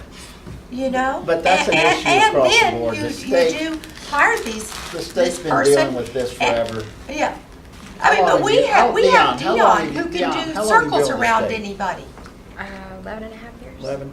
So I've been here way longer than you, but every legislative session where they're not dealing with some major issue such as school financing or genderless bathrooms or whatever you want to call it, one of the issues when they kind of don't have a lot to talk about is how do we raise state employee salaries and keep up with the private sector? And then we'll get one step forward, and then the next session we'll go half a step back. And Well, 'cause they've it's- never gotten anywhere close. well, it's And because it's too much money. I mean, they Yes. can't figure out how to And bridge there's the going gap. to be a crisis But- at the state level real soon. Yeah, But because of somebody the needs age, to of the understand- median Aging of the age. employees. Dion's a youngster. No, I understand But I'm that. And they're not gonna gonna have be here all a of lot those longer. benefit packages paying out and Well, nobody inside, but This when you agency's gotta got get that an problem. elevator Our that board works, has that problem. I mean, So when we're Really? talking about budgets, that's one of the things I want to talk about. Our board has that problem. We have some long-term employees, thank God. But if you just think about our enforcement division alone, and the median age, and the likelihood that within a 2 or 3 year period of time, you could lose boom, boom, boom, your core, and you haven't budgeted to be able to keep up with the Joneses, we're gonna be in trouble. That's why the budget, we gotta start thinking about how do we get there. Anyway, I didn't mean to sidetrack you. Go No, ahead. but that's true. I think we're So the all- MOU, do you guys have any questions? I don't know. I mean, it talks, I think the biggest issue we have, I think we should start giving some thought to, I don't know if this board will solve the problem, but this, under the purpose, item B, the administrative and services that are provided to us at no cost. My concern is because we don't pay for it, we get real no priority on some things then, and we have no leg to stand on to demand it. You see my point? And I'm still back on this deal, and part of what's bugging me right now today is if we had our own legal counsel, they'd be here today, wouldn't they? Right now. And I'm not picking on Kristen, please understand that. No, I understand. Her role is defined by right now. I think we only pay 40%, right? They pay 60, so they got the majority, so they get her. And here we are without one. But if we had our own, they would be at this workshop right now working with us. Right. So what are these items gonna cost us, and how do we take it to our members and say, are y'all willing to up the fee? I don't know what the number is. Hang on, X? Kristen, is Kristen maybe monitoring us live? Uh-oh. Because she's calling me. She heard. This is Jamie. I'm here. All right, good deal. She's on her Thanks. way. Bye. She's on I'm her telling way. you, she's monitoring us. She said I'm So headed my your way. point is, there's gonna be a cost for some of these things. I mean, to be honest with you, and I don't know, the fees we do pay every 2 years, It's pretty nominal It's in the whole pretty cost of nominal, doing I think, business. yeah. I agree. I And I think there's that's one of the room, things And I that- know that if I say that to some people, they'll probably just get mad at me, but to be honest with you, you want these services, You gotta that's pay gonna for 'em. pay, you're gonna have to pay for it. And I don't think to get a few of the things we've talked about, it would be that huge of an increase. But when was the last time we increased our fees? Do you know? No, in fact, we decreased I them. thought And that's so. why when we were talking about doing it again, I said, hang on a minute, I No. want to talk about that. Because So- I don't want you to save me $10 every 2 years. I want you to answer the phone when I call. Yes, exactly. And I think the vast majority of the folks would I take agree. that same position. And so, Okay. I think that we, Go ahead. you're good, you're good, you're good. So I don't disagree, Buster. I will tell you that that's not a bad exercise for us to go through, and a previous board had conversation about what if you separate off? What does that look like? And I don't think there's anything wrong with But us. wasn't the TALCB or whatever, if it was even called that, wasn't it an independent at one time? It was. Because But it wasn't until 2007 that we got thrown back into the deal. Correct. And so that was kind of what caused the conversation to happen in previous As boards. a subdivision of Trek. And I think Y'all that need was. to understand that, we're just a subdivision. Yeah, I think that was an efficiency. Again, from listening to the Sunset Commission, I think that was an efficiency thing Yeah, I because they know it want to was. have less agencies. I know, I understand. But if you've been around long enough, I know you have, to listen to the old timers talk about it, this board was a whole lot different function. Oh, that we would have been doing the work. We would have been doing the work. Yeah. Oh, I know. So And again, you got to be careful what you ask for. That's right. And Okay. I'm not saying that. And going where you just say the board was to where they've been and not changing anything, I mean, you No, no, I'm gotta not- look at things and you gotta Oh, I change them and agree. move along. And, I we agree just- 100%. I just, There may not be anything really terribly wrong, but if you're not fine tuning this and you keep doing what you've always done, you're gonna keep getting what you've always got. Oh, sure. You've gotta be on top of it and fine tuning it and improving it along the way. I agree with you 100%. Well, if for no other reason than to understand the context of dollars and cents, I don't think that, again, if it doesn't create a 6-month working project, sure. right?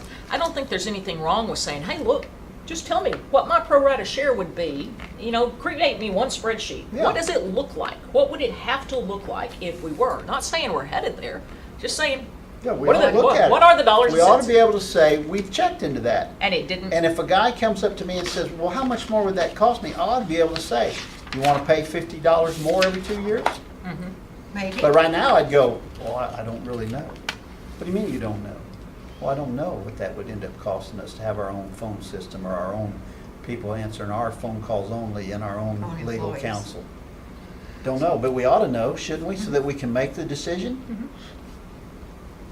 I think that's what I'm hearing, the expectation of the structure of the board. And again, we haven't looked at it in a while, right? But if you wonder what our role is, just look at an organizational structure. Organizational structure does not have us down here on the same level as staff. And that's why we're held to a different standard. Again, I don't want to run the joint, but I don't want us to act like we're not supposed to be participating at a more engaged level. So Exhibit A, if you didn't flip to that, kind of tells you how they divide those dollars. So right now, we only contribute 10% of the director's salary and 10% of the new deputy director's salary. That's the piece that really changed when I signed it in just recently, okay, was the restructure to account for Tony's role. And then your general counsel is the 40%. But these are our salaries payable to Trek, so sorry, we must have 60% of her and Trek has 40%. Okay, we pay Okay, 40% you're too. right. And Then same, they have another one. They have a full-time. They have a full-time one. they do. And they have, Carrie is their Right. full-time counsel. So the budget development policy is 10, and these are the changes that were being proposed. And this is part of what got addressed at your meeting, correct, Clayton? The development policy itself? To a degree. Okay.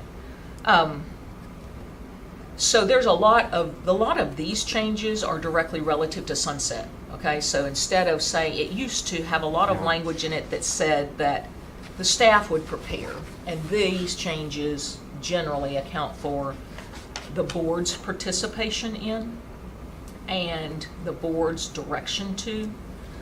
I had a couple of questions, and of course, this is gonna be, I think, on our agenda, so I'll ask them again publicly. But there was one thing about this that proposed that two things came up in the sunset review. One, how are you forecasting your revenues? Okay, and generally, the way I understand it, what we've done in the past is set aside, we've looked at the number of licensees we have, and we have taken that number, and then we have reduced it by between 5 and 10% on any given year to account for the fact that, we're hearing trending analysis maybe that we're going down and those kinds of things. I don't have an opinion about that, but the commission had an opinion, or the Sunset Commission had an opinion, because remember, we're under this big picture, right? So Trex numbers have done what? Through the roof.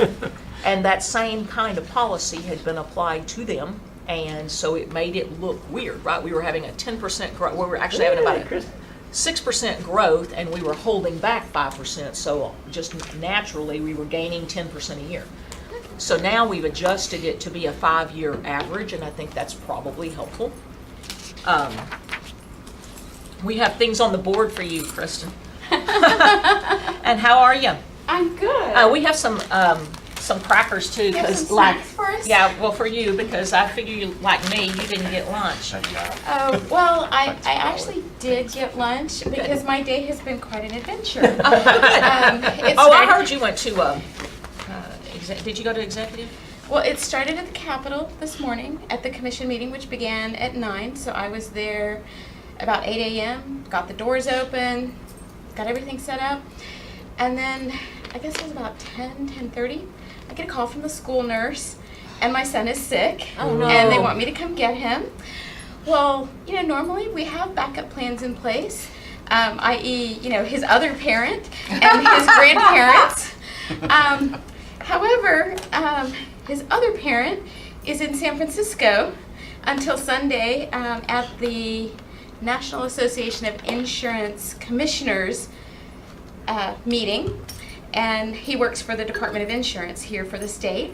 So he goes to those meetings while I go to Arrow, and so he's not here, and I couldn't get a hold of his grandparents, so I left the commission meeting and I gave Carrie, their general counsel, all of my notes and said, here you go, you're on.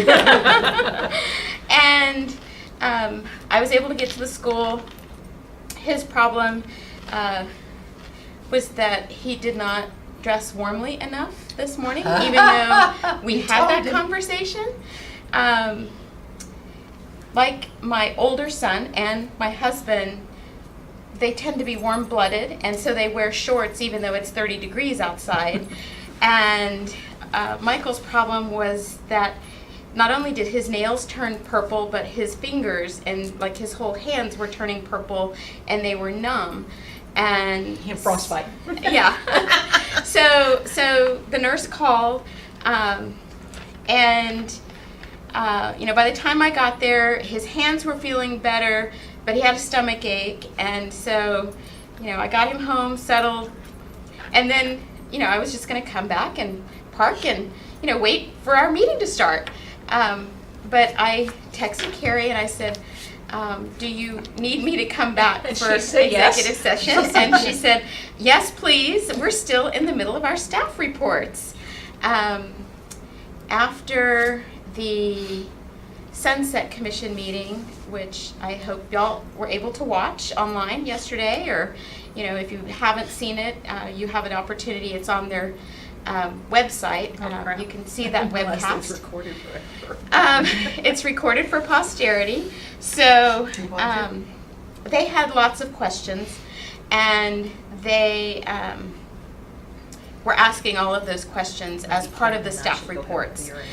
They were very complimentary of our chairs' conversations. I'm glad to hear that. Yes, they were. They also were very focused towards getting more resources for the agency to improve our hold times and our customer service issues. In addition to just the call center, our application processing and other issues that we are having as an agency. And that is good for the board because a lot of those services, especially those in the call center and our IT services, are all provided by TREC free of charge through the Memorandum of Understanding. And so that's a good thing. I mean, we can ask for their assistance, but it's really up to them to kind of make strides in those areas because They're not under us. right, those areas are not something that we are required to pay for. So, you know, that's one of the things I wanted you to understand, and part of the reason we have our budget policy and our investment policy, you know, not just because those were issues at Sunset, but also I wanted y'all to have a better understanding of what we pay for with our budget. As a board, we don't pay for every single person that you see in our offices. We have the Memorandum of Understanding, and that provides our call center, our accounting and payroll services, our IT services, and then as a board, the staff positions that the board pays for, the salaries of those employees, are everyone over in SES, the enforcement section. That's why the board has its own enforcement section. And then TREC has a separate enforcement section. So that would be Troy, the enforcement director, the staff attorney, Mark Lee, and then the 5 investigators, the appraiser investigators that we have. And then the administrative support staff. We have 2 paralegals and an administrative assistant, and that, you know, help us to process our experience audits and our complaint cases. And then in addition to those positions under the MOU, we pay for a couple of positions in the licensing department to help process board applications. So all appraiser applications, all AMC applications, including renewals and initial applications. And then in administration, the board pays for 60% of my salary. The commission pays for 40% of my salary. And they pay, the board pays for 10% of Doug's salary as the commissioner, and then 10% of Tony's salary as the deputy commissioner. And so those are the salaries that the board pays for. But then we also pay for the hardware, so like the computers that all of those employees utilize. The space is allocated between the board and the commission, and so we pay a portion of the rent. And then we pay for any time board members travel or employees for the board travel or attend educational development conferences. The board pays for all of that in its training and travel budget. And then there are categories you see every meeting where you get a budget status report. And so each of those categories, like postage and office supplies and other consumables, and membership fees, including our, Buster, help me out, what is the name of that commercial service that, CoStar? yes, that assists our commercial appraisers, our certified general appraisers, when they're evaluating complaints in and experience audits. And that's a sizable expense that we just took on last year. I believe it's like $10,000 a year for that I subscription. think it's more than that. Okay, well, maybe I it's. think it is. We may want to evaluate that, depending on how often we use it. The monthly cost is really high, but if we truly only need it 10 times a year, you can buy them per purchase. But I they need it for remember, the state. I know that we Yeah. pay for it, and I was trying to figure out a way we could share it, but I was told there was no real way to figure that out, so. They won't, yeah, they're very picky on They are their very picky. licenses. Right. Yeah, but, you know. Oh, you're so- right. I'm so thinking are about it in a MLSs. regionalized level. Right, You're right. right, It's probably right. more Wait, I expensive don't than know, I that. thought it was more than that, but maybe it's not. It It's I remember expensive. it's It's quite expensive. an It's expense expensive. for us to take on, because my Well, understanding. Buster has it. Why can't they just call him? Say, can you get Let me that look it done?" up, look it up. What about, We could have another MOU. But, you know, barring that, you know, it was one of the expenses that we took on because the other service that was available, I Right. guess, Got went out sucked of up. business Yeah. and got sucked up. And so they're essentially the only game in town, is what I understand. None of us are familiar with that. Right. We all had to do a budget adjustment. Right. so you were so you were in the, in the Sunset meeting this morning? Yesterday. Yesterday, well, I know that yesterday, Yes. but this morning y'all met This again? morning, the commission had their quarterly meeting. It started at 9 a.m. Uh-huh. and we had anticipated it would not run that long, but It did. it ran, I and it's still forecasted- going. I forecasted that if they said that, it would be 3 or 4 o'clock. Yes. Did they yes. give you any feedback on our response to their report? You know, the one we all sent in, was there any discussion or was there any feelings about that? I mean, is that not,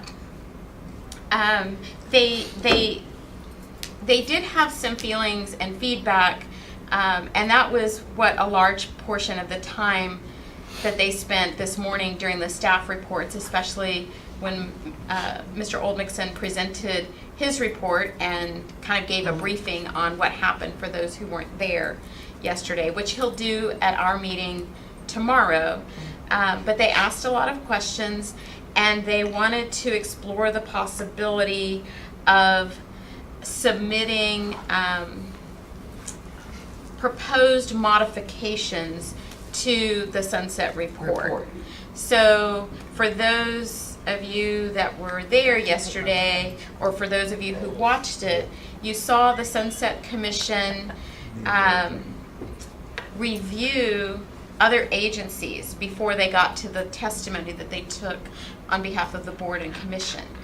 And what that step in the process is all of those other agencies back in October came and presented testimony to the Sunset Commission. So they were in our position like we were in yesterday, only last month. And then, you know, having gone through the process where the staff issued a report, the agency responded, and then they had their public meeting and public testimony a month ago, and then all of the Sunset Commissioners had the opportunity to go through those reports and the responses, and then decide whether they liked the recommendation or whether or not they wanted to modify that recommendation.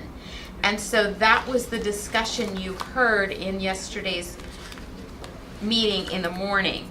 They were going through each of the recommendations. Like you heard, I think one of the recommendations of Sunset staff was to abolish the Board of Geoscientists and to fold them into the Professional Engineers Board. If the decision was to maintain that license. There was also, I guess, some conversation in their report about whether geoscientists even needed to have a license, whether the state needed to regulate that license. And so there were several modifications that various commissioners had with respect to that proposal and that recommendation from Sunset. So you can't give an overall feeling about that they listened to it and they were receptive to our response and, In terms of the Sunset Commission, I do believe, I mean, my sense was that from the board's perspective, and even from the commission's perspective, that they were receptive to our response to them. And especially given our chair's testimony, they got the fuller picture, which is what we were trying to accomplish there. And I say that because Sunset in their report painted the picture that we were asleep at the wheel and we weren't minding our shop and our business and taking care of our customers and our license holders until they walked in the door here in April. And I think we did a really good job of convincing them or explaining to them that no, we weren't asleep at the wheel, that we were looking into those issues well before this past April.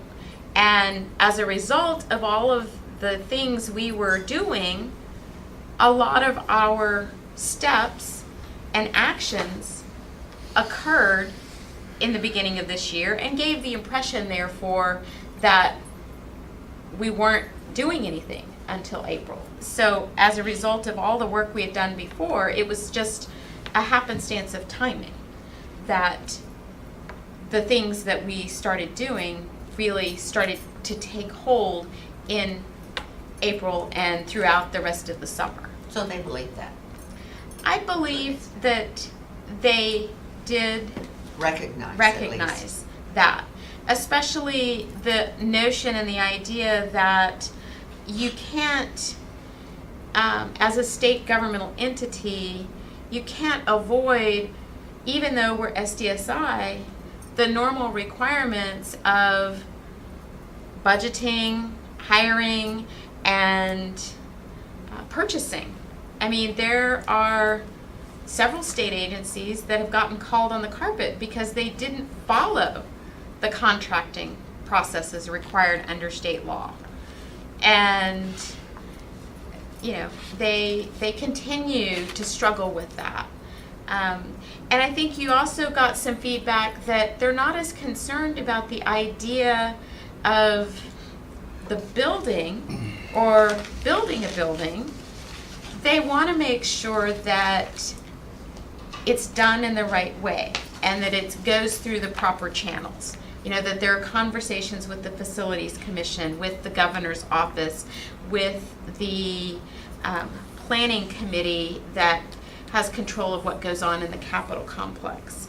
And the example they gave, apparently, it was either this past session or 2 sessions ago, they had some state agencies that wanted to sell property, other state agencies wanted to buy property, and you know, it was just difficult to get a handle on all of that.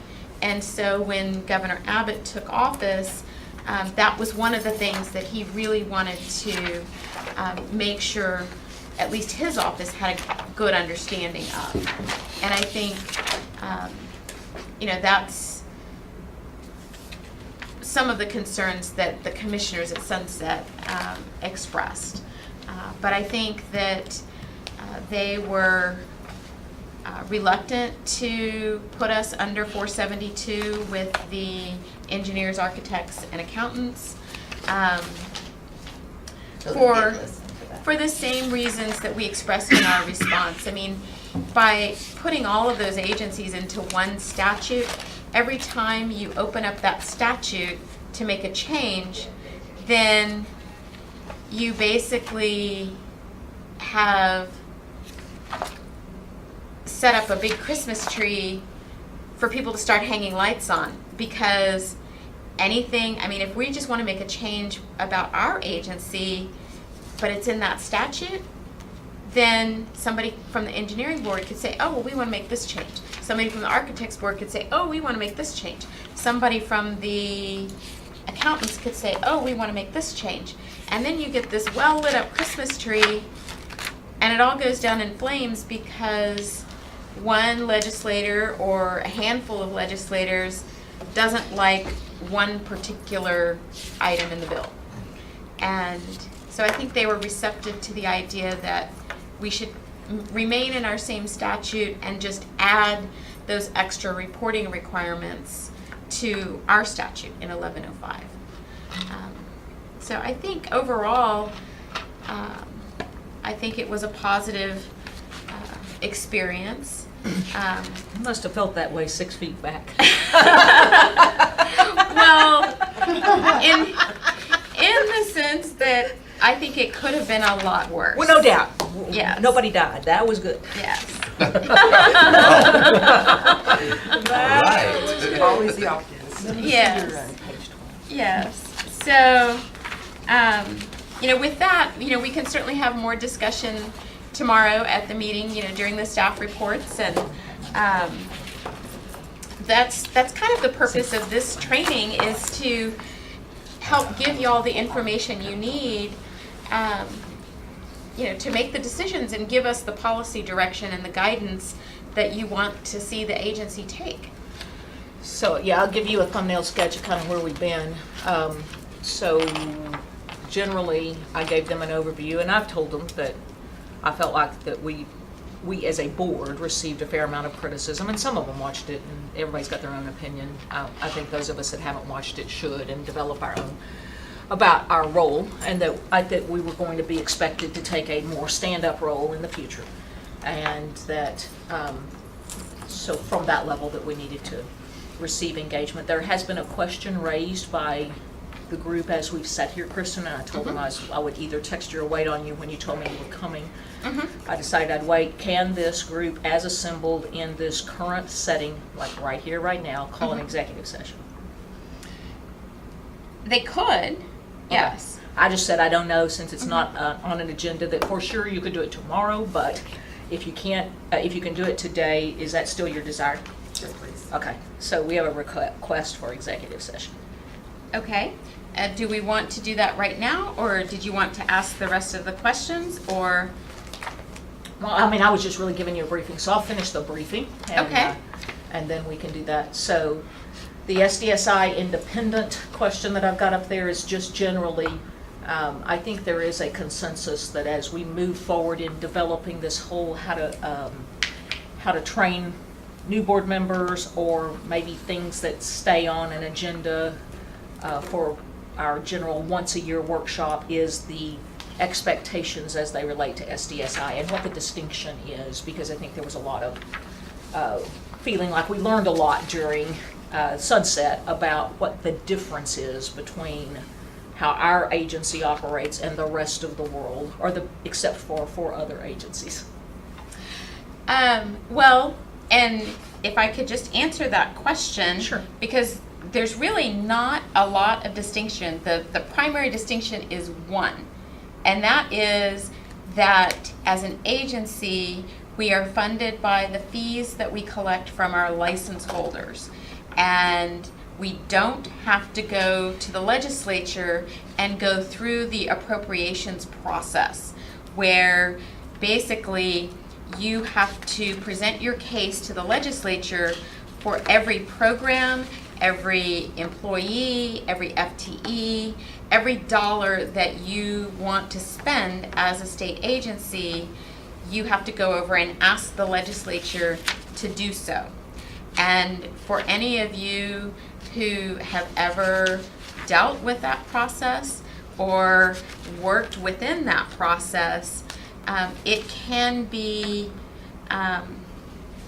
frustrating at times, because something that an agency sees as a long-standing program that they have been working towards and dealing with. GLO does the Open Beaches Act, and that takes a lot of money to maintain open beaches in Texas. And I know, Parks and Wildlife, they operate our state park system.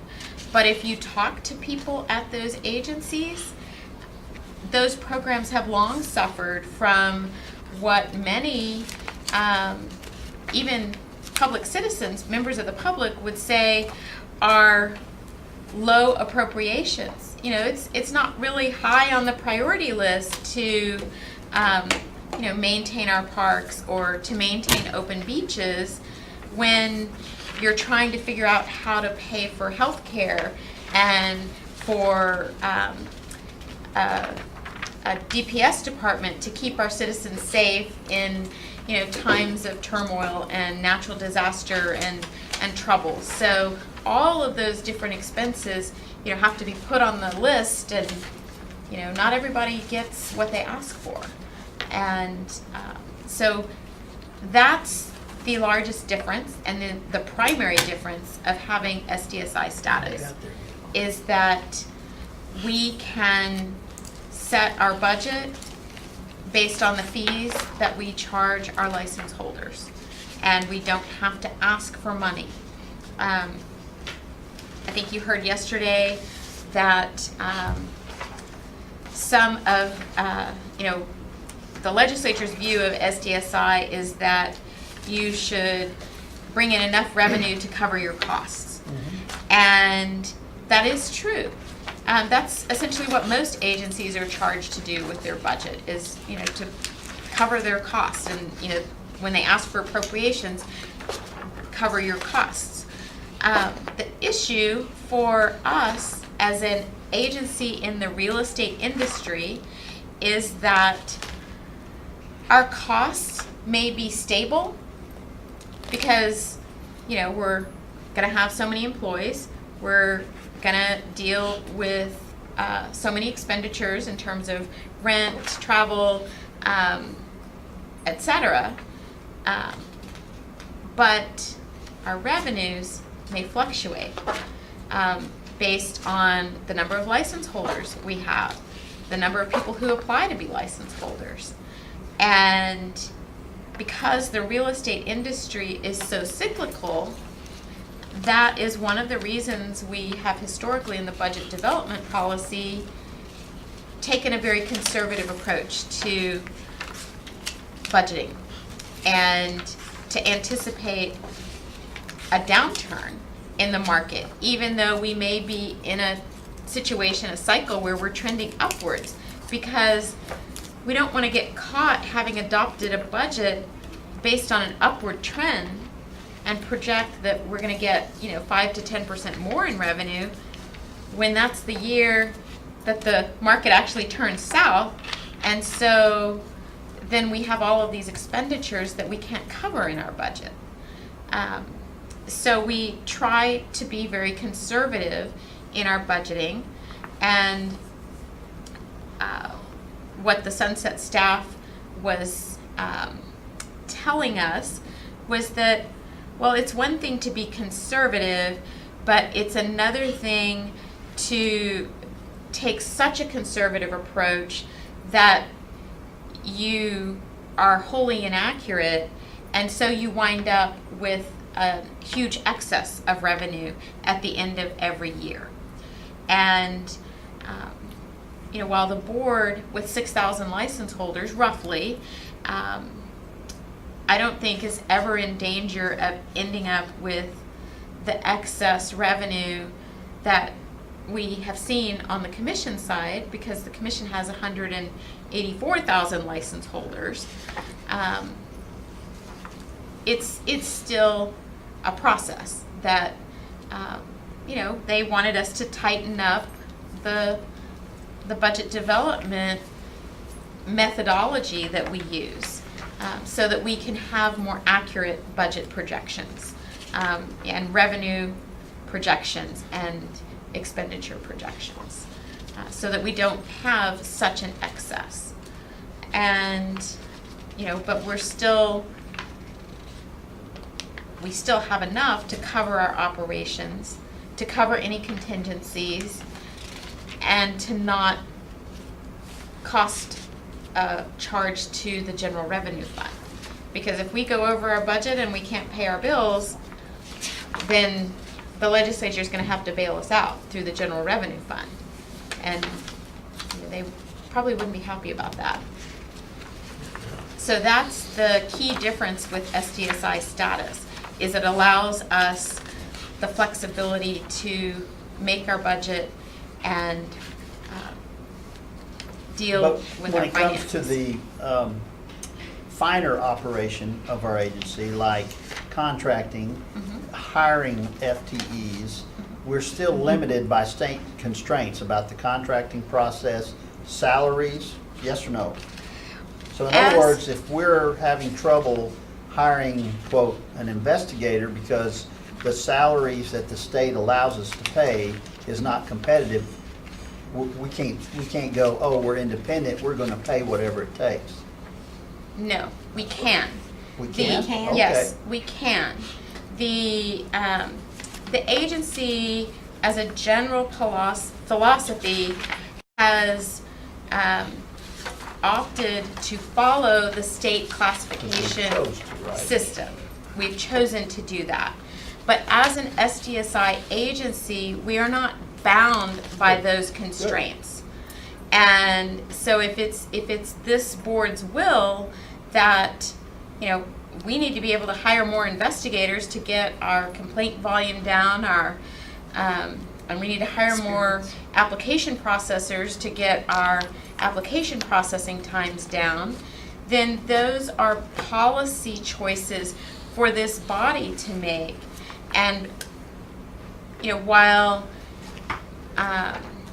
you know, we don't necessarily want to go into all of our savings because, you know, even if we chose to take all of the money out of the building fund that the board is currently set aside, which is about $1 million, that would run out quite quickly if we were to hire even, you know, just one investigator, and because one investigator or one employee at $65,000 in salary really costs the agency about $100,000, because you have to, in addition to the salary, pay and cover all of their benefits, their retirement, their insurance, and all of the other benefits that come along with being a state employee.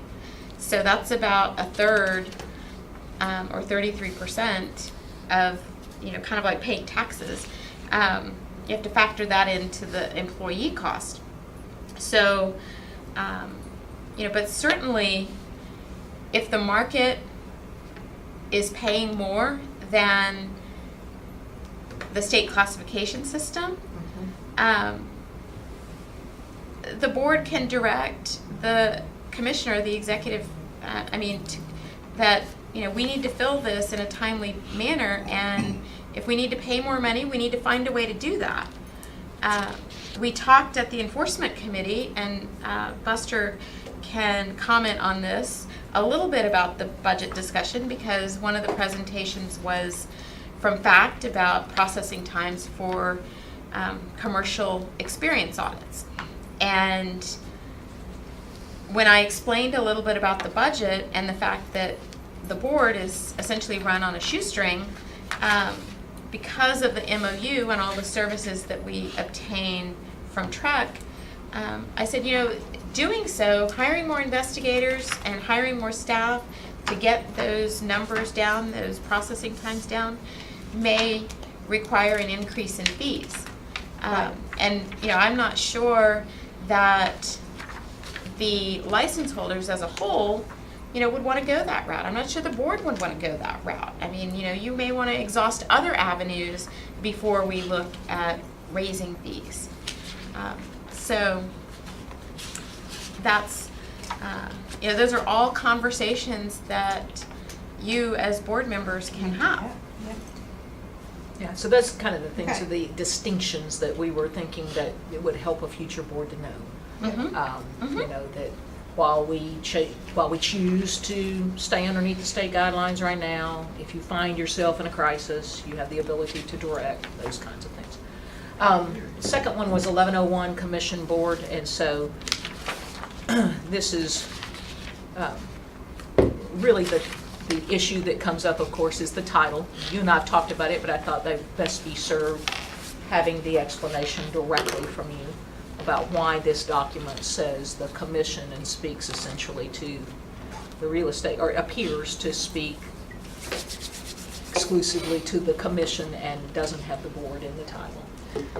Because this document is a commission document. This document was adopted by the Real Estate Commission. I'm not sure exactly when, well, actually, it was adopted in 2015.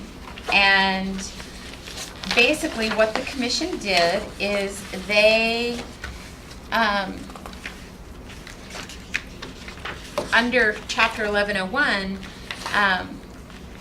are required to delineate the responsibilities of the commission as the policymaking body vis-a-vis the management functions of the executive director.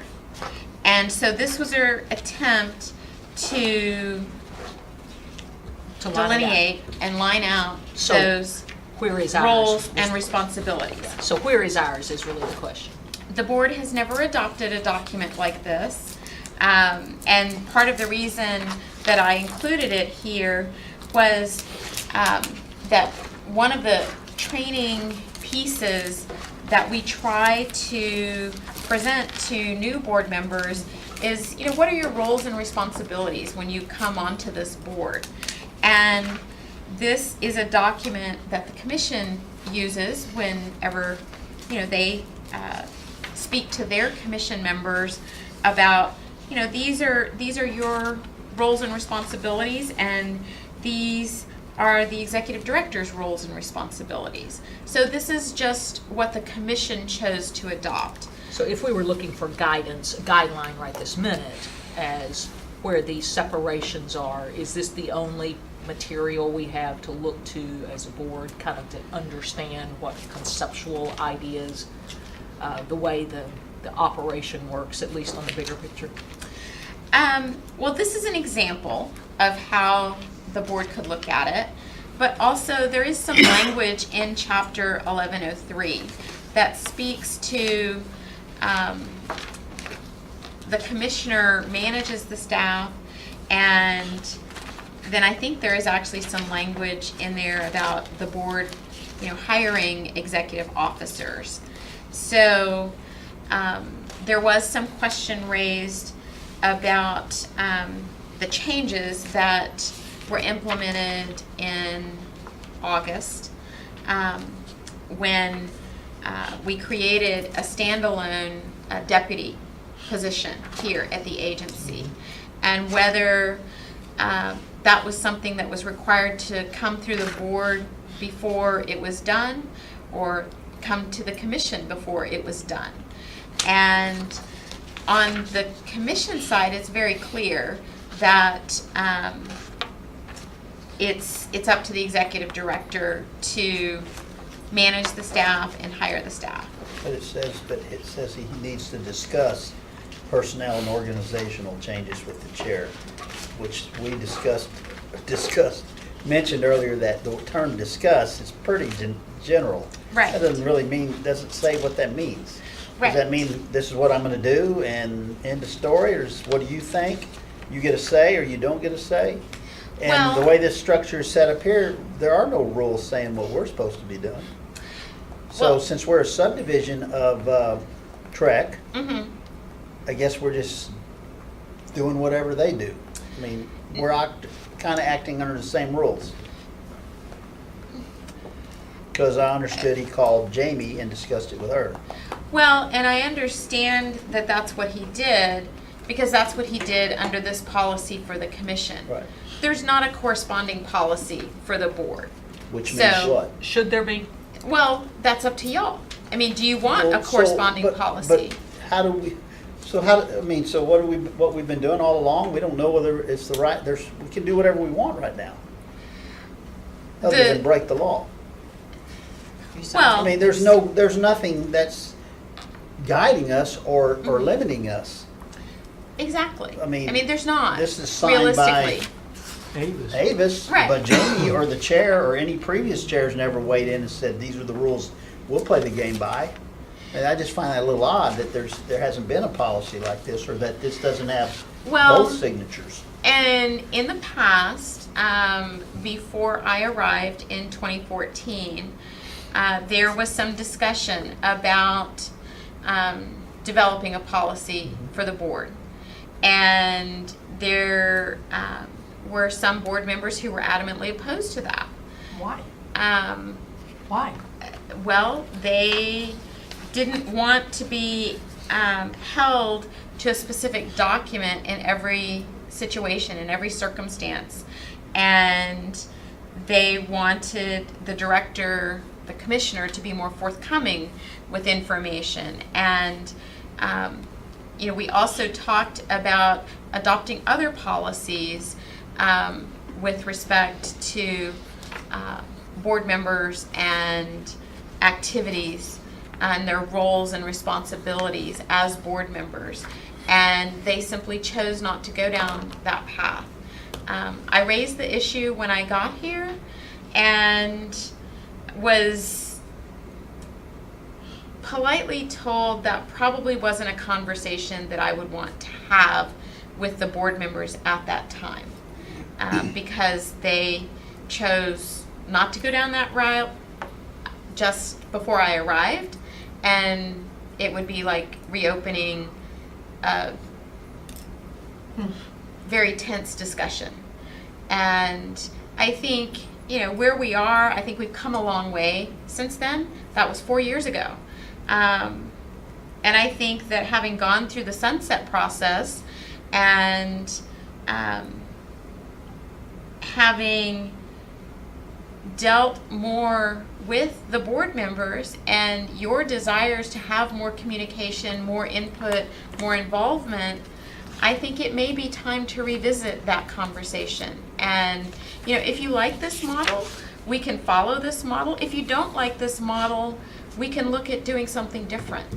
Well, I just find it very odd that when we became actually literally a subdivision of TREC, and we're a board, and we're up there making decisions, there's no guideline by which we're supposed to be acting under. I mean, at a minimum, I would expect to see us mentioned somewhere in this document that as a subdivision of TREC, we'll abide by the same rules and policies. Well, I mean, again, something like that would at least be more clear that this is what we're under also. And you're telling me there's nothing. That just kind of seems a little well, odd to again, me. this was adopted in 2015. Yeah, but there had to be and something the board before at- this, wasn't there, or not? No. No? The board at the time decided not to join in this discussion, and So how did it function before that then? I mean, how did anybody decide what the real role of the commission or the board was? How did they, it, So one of the things, let me was- just weigh in You've been around on a something. while. I have, so let me weigh in. Kristen is right about the fact that we had just come through a conversation, and it was at a time when we had some board members who were very heavy-handed, and I don't think you would have gotten a consensus as it related to what the roles should be. That's what she means. And in fact, it was. understand that. So the timing was probably not good then. And the belief on the part of at least the folks that if they couldn't write the policy in such a way that gave them extraordinary control, then the preference was to have nothing in writing so that there would not be a limitation there too. The second part of the question was, it's cool, you can set all of this in writing that you want as it relates to the TALCB, but there was going to be a like-kind policy sitting over with TREC. And which master are you going to serve, Moses, if you if you're set afloat and one set of rules says you shall do this, and 90% of your and that particular rule maker exclusively has the right to oversee, has exclusively the right to hire and fire. Was the process a worthy pursuit of time and energy? Because unless it was going to look just like this one, it probably wasn't going to have any impact. That was the conversation back then. I agree with And Kristen, it's if time to I'm- have it. If I'm listening to what was said, you were told there were a few, and you mentioned a few board members were heavy-handed. it sounds like the whole board never got to make a decision whether they wanted something like this or not. That's what's troubling me. It sounds to me like 2 or 3 board members were driving the show or directing the show, and it never really went to the whole board to say yay or nay, we do want something like this. I think that's Which probably it. sounds really I think that's probably odd it. to me and kind of not Discerning. too above board. At Well, least to the me, entire it board seems was like- aware that the conversations were going on, but it was never, the chair at the time was Yeah. not willing to raise it to the level of a full hearing. I think that's a fair rendition of what happened. I think the chair at the time had also been drug into the arm wrestling that was occurring between staff and board members who wanted to be, I'll call it, for lack of a better term, directors, right? They wanted to play the role of a director in employment situations. And it was ugly. I mean, there were complaints, official complaints filed and official oppression filed and all kinds of things. And so there was, it's understandable why the chair said, I'm not sure I want this bloodletting in public, and chose not to move it forward. Well, and just to give you an example of an issue that came up and the board couldn't reach consensus on, in the statute, it says that board members will receive a per diem for each day of work on board business. Man, I'm getting rich this week. I'm paraphrasing what the statute says, It's true. but there was an argument as to how do you interpret the term day? Well, Is sure that an there would hour? be. Is that Is that- 2? Is that Sure there would be. Well, is that 24? Is 8 that- hours? You know, do you have to do 8 hours of work to get that per diem? Is it, well, if you're here for 4 hours because, you know, you had to drive an hour to get here, you had a committee meeting for 2 Right. hours, and then you drive back. So Martha Gill, the gavel's passed to you. I'll be back. Okay. that, you know, that was a conversation and something that the board members had varying opinions on, and it, you know, ultimately we said, okay, if you spend more than 3 hours of your day on board business, then we will give you the per diem.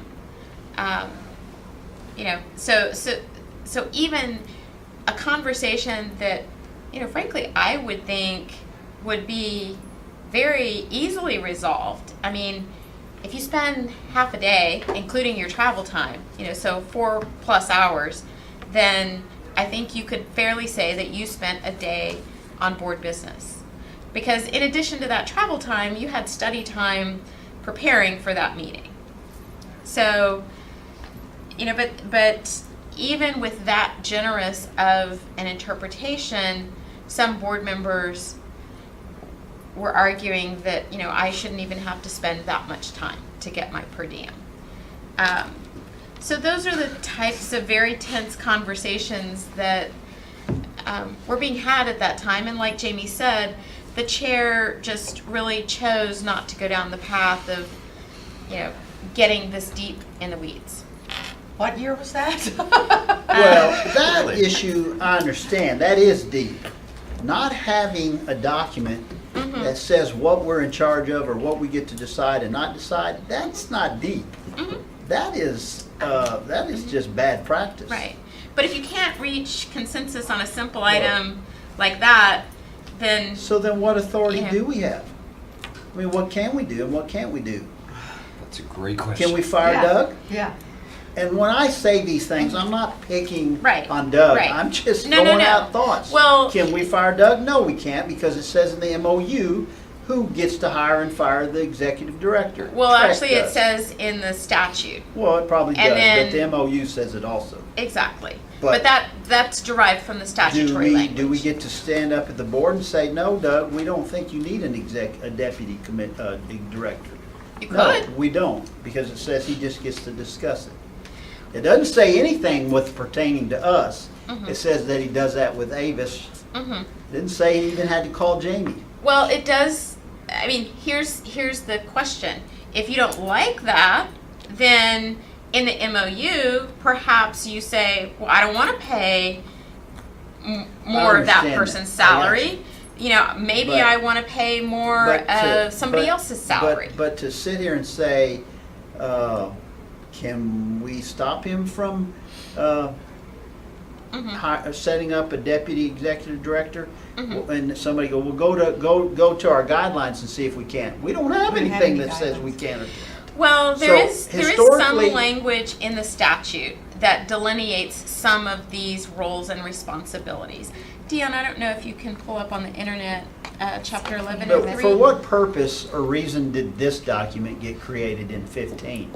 There had to be a reason this was Guidelines. established. Well, to give guidelines and to give direction to the commissioners at the time as to, We you know, don't have those. what the responsibilities We were. don't know. Are we historically, not we, but, well, we and the previous boards, have they not historically been operating more or less like this? More or less, yes. They Anyway. operate under these guidelines. So if you'll scroll up to, or scroll down to where it talks about the board responsibilities and the commissioners. So just scroll slowly and keep going. Okay, so here's the board, where it establishes the board as an independent subdivision of the commission, and then it gives all the details about appointees and who the board's members are, the qualifications, what you have to be to become a board member, and then eligibility for appointment as a public member, the training that must be provided to board members, and then the terms and vacancies of board members, then the officers and executive committee, and then grounds for removal. Here's where it talks about per diem, and you are entitled to receive $75 for each day. And then, So the $75 is by statute? yes, it is. Yes.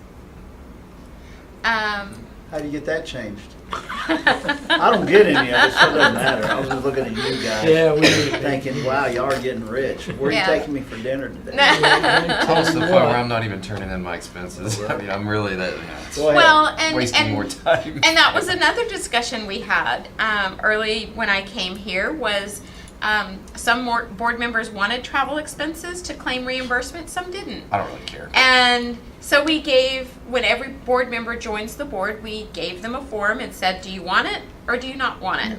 And so then basically that directs our staff as to what we pay. Educational presentations. So board members want to make educational presentations. So then here in subchapter C, it talks about the commissioner and other board personnel. Oops, wait, go back. So this is where the statute requires the administrator, or really that needs to be updated to the executive director of the real estate commission, shall serve as commissioner of the board. And then the board may delegate the responsibility for administering this chapter and 1104, including the approval of consent orders and agreements. So this is why Doug signs all the orders when they come before you. Right. And this is also through policies that have been adopted by previous boards. Doug can sign orders of dismissal and default orders. So if a person doesn't show up or they don't respond to a request. So then here under 102, in addition to the commissioner, the board may employ other officers and employees as necessary to administer this chapter. And then the commissioner, this is where Doug looked to this policy that is in the materials with respect to the creation of the standalone deputy position. Even though it says the board may employ other officers, the commissioner looked to Trek because Trek was going to be paying for the bulk of that position and followed the Trek policy. So even though it says the board may employ, it's not truly the board that made that decision. It was the commissioner. Then you have the commissioner shall determine So tell me salaries. what you think that means, literally, when it says the board may employ. Well, for It example, doesn't say that we, if, just for example, Mhm. Doug said, I'm gonna create this position, Mhm. and we said, no, we don't think you need it. Mhm. Mhm. That's not really what that says. It says we can employ. It doesn't say we can You're right. deny or stop, and we're only paying 10%, so the commission could have said, we want it, it's gonna happen, whether y'all pay any of it or not, right? Right, they could have. So we're only on the hook for 10%, Right. which we approved in the August meeting. I think it But was the May meeting. approving something like that, Mhm. which Doug Mm-hmm. decided, is not really what that says. It just says we can employ other officers and employees Right. as necessary. Right. Which seems to me like if we wanted something, we could go to Doug and say, we want you to hire this. Mm-hmm. Well, for example, you could direct Doug. You could say, we want more investigators. We want our own counsel. We want our own counsel. We want this. We want that. So really, in our own statute, it already tells us right there that our commissioner or our executive director is gonna be whoever Trek says it's gonna be. Mhm. Bottom line, right? So even if even if it wasn't mentioned in the MOU, it's Oh, you pulled addressed up in our, 1103. it's addressed I in did. our own statute that our executive director or commissioner is gonna be whoever the Trek executive director is. It is, and that was a question that Sunset asked. Was that a conflict of interest? And In The- what way?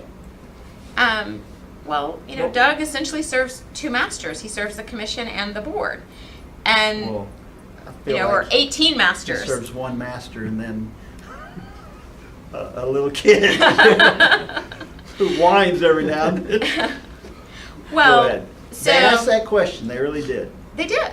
Yes, they did. I mean, they asked me that question when they interviewed me, and my response was that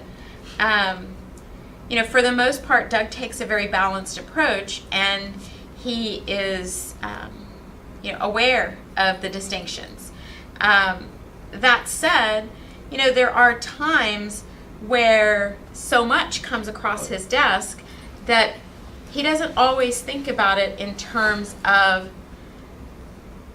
how does this affect the board? Because his No, I got bulk it, of I get his it. responsibility is the commission.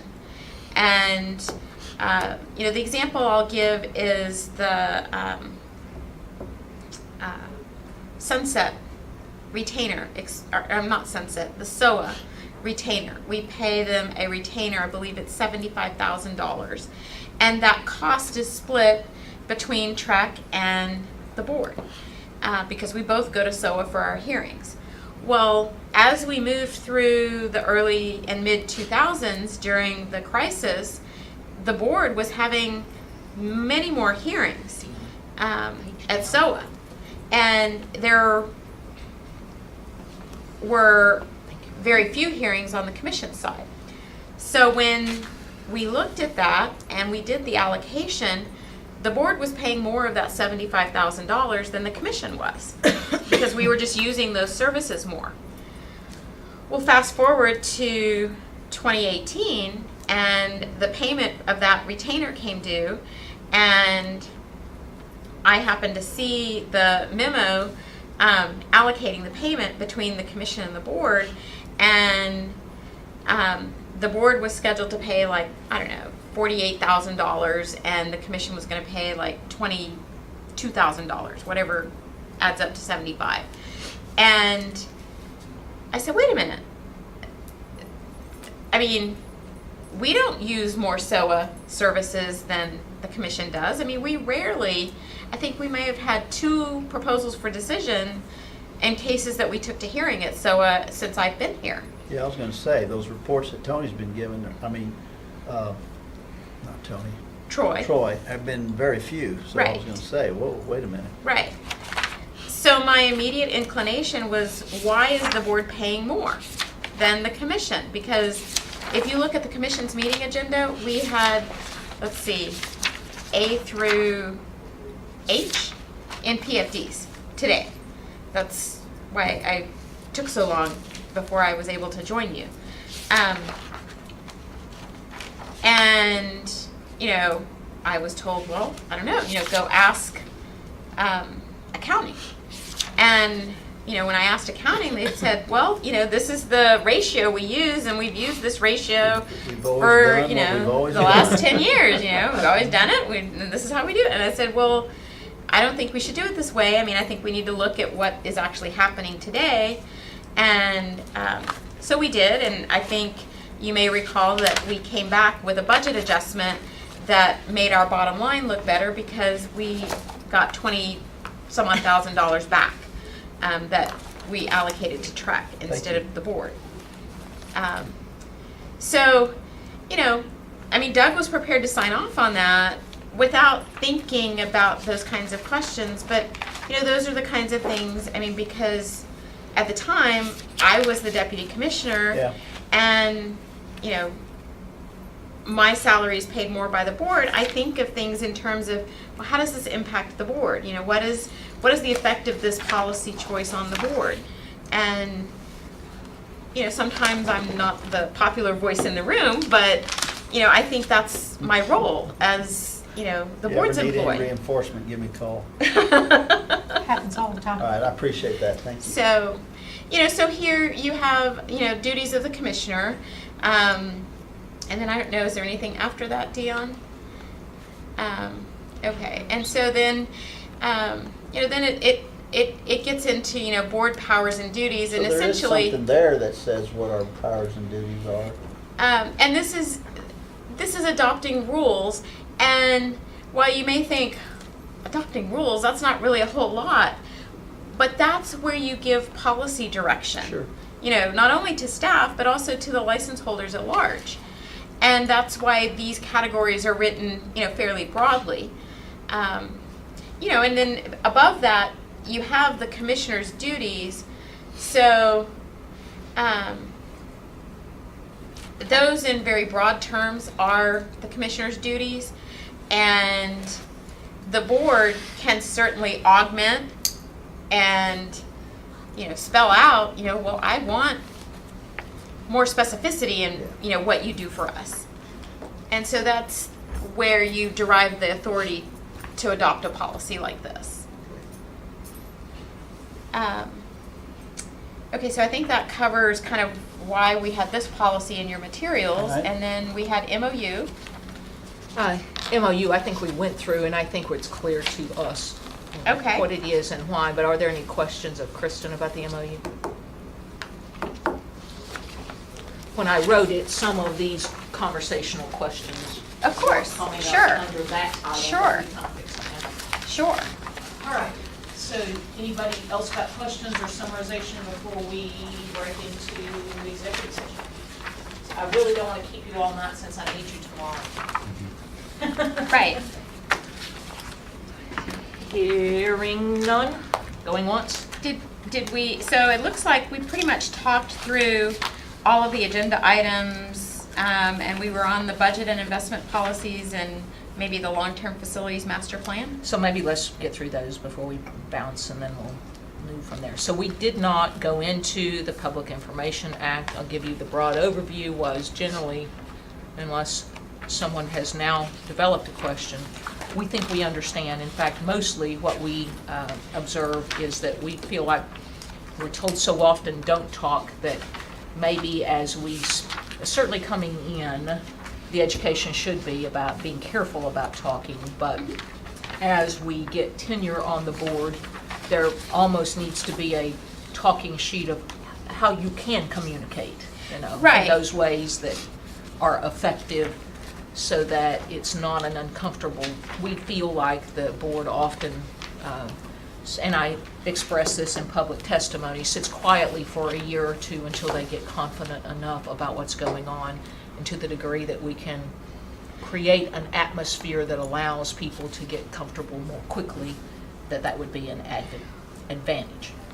Well, and to address that point, whenever you have questions about anything, pick up the phone, shoot me an email. I'm always happy to answer your questions. If I can't answer the question, I'll find an answer for you. And if I'm not the person you need to talk to, I'll have them give you a call, or I'll give you their number and you can call them directly. So to facilitate that communication, I'm happy to be the starting point. We've developed a relationship over the past few years, since most of you have been on the board for a little while. So if you're more comfortable calling me, I'm happy to be that communicator for you. And if you have a better relationship with another staff member, utilize that relationship as well. I encourage you to ask questions. And I don't think there's anything wrong with you calling another board member. I think the challenge, so maybe you're not comfortable, you want to ask a question about staff, or you just want to ask a question that's, how come you guys did this in the past? And you want to hear it from somebody who was applying their mindset to it. I don't think there's a problem with you calling board member. If you call 5 and create this, hey, I'm thinking about methodology, Right. that's a problem. But as long as you're calling for information, and then if it develops beyond that, right, maybe you feel like I didn't get a great answer, or I really don't understand now, then I do think it's appropriate to either reach out to the commissioner or to our council to say, I want to give you a heads up. I asked Jim, but man, I sure don't understand what he told me. Because he's way smarter than I am. So and you break it down. I also want to know, what is a proper forum, when you have, not questions, but maybe have observed and maybe have all these comments going on from many sides and many people, and they're looking to you to have, to find an answer or have, I'm trying to think of the best way to put it. Have an opinion of something that's going on. Where's the forum to bring out something that you think is just not quite right and ask for some feedback? Well, you can have that conversation. Is it in an executive? When you want to talk to, You can your have that board conversation members one-on-one with, perhaps the board chair. Okay. Or if you want to bring an issue to the executive committee and recommend that they have that discussion. If it relates to a particular business item and you think it might be better heard by the committee that's kind of over that area, like education or enforcement. Bring it to that chair? We can either bring it to that chair, or if you're not sure where to bring it to, you can ask Doug or myself, Or hey, we could do, so I've it's got this okay issue. to bring it up like in executive If all- committee, and we can all If all else respond fails, and. you could just bring it up under other business. Right. You can say, Right. I've got a concern of Joe Blow. You don't even have somebody's name. Okay. A constituent said, ask me about whatever, a policy that you're considering. And if you just put it under request for potential future meeting agenda items, I think people think that that's got to be fully developed when they do Well, that. no, All you my got- point is more that it's more of a sensitive nature and not something I would care to bring up on an agenda. So I've got a concern about, you could say, I've got a concern about a complaint issue. Okay. And that way, if some people want to make those concerns public, Martha Gale, and some people don't, right? I'm just telling you, if your goal is to make it public but be sensitive to it, you just simply say that. That'll cause it to, number one, be recorded so that we don't miss it. So Okay. that now it's on Kristen's radar screen to be sure that she's trying to put it on some kind of agenda, or it's being handled somewhere. Okay. Well, I don't know if this is your concern. It's been mine from time to time. I understand everything we do and everything we decide is supposed to be open. I got that.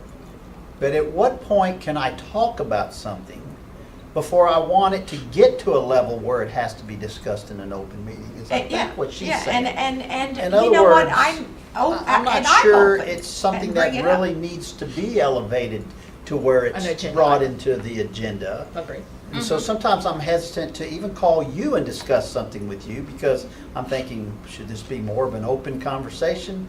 Or, so it's hard sometimes to figure out when I'm supposed to be able to, or even call Jamie. I mean, if it's something I think should go, I already know that. I may call her, or I may, if it's being on several of the committees, call the committee member. But at some point, there's things that just come up and I'm like, can I be having this conversation, or is this something that ought to be discussed in an open meeting forum? That's what bothers me sometimes, I think. Is that Sometimes, what you were- well, that, too, Well, so let me, in one point, but the other thing is, if I bring this up because I want to talk about it, who knows how many other people are having the same thoughts or who have had the same comments brought to them. And so I'm not just alone in the dark, but I'm the one that said it, and then all of a sudden, other people have something to add too that, so let me give you an example Okay. that might come up. One of the things that the board asked us to do is to make all board members aware of, when we're holding investigative conferences. Right. And that is one, so that board members can actually come and participate and kind of understand and get more involved in that process, and understand kind of how the sausage gets made and how we get to these agreed orders at the end of the day. The only, restriction on your participation in that process is that you would then recuse yourself when, we have that order that comes before the board at the meeting. But just in that one case that you participated in. And that's because it's a function of due process. You can't be both, prosecutor, judge, jury, and executioner, or decision maker.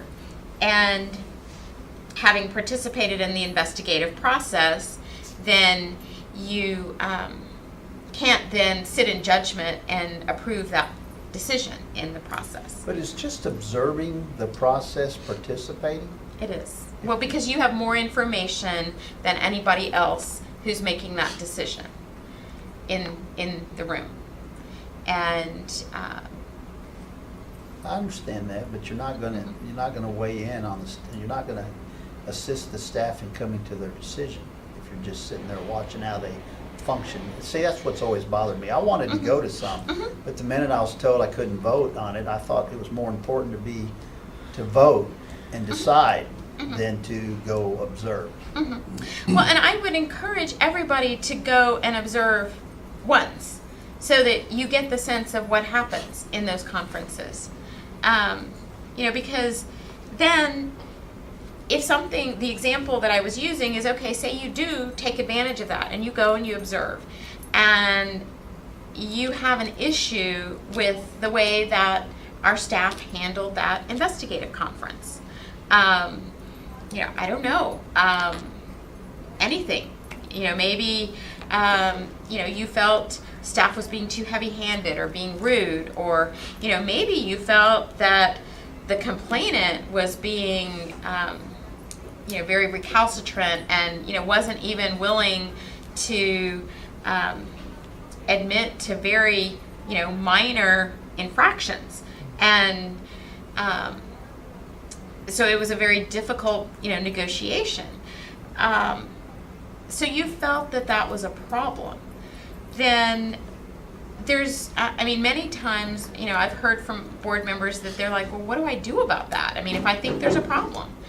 And while you can't then, judge in the decision of that case, that doesn't prevent you from then conferring with myself or Doug about the problems that you saw and the issues that you had that you had a concern about.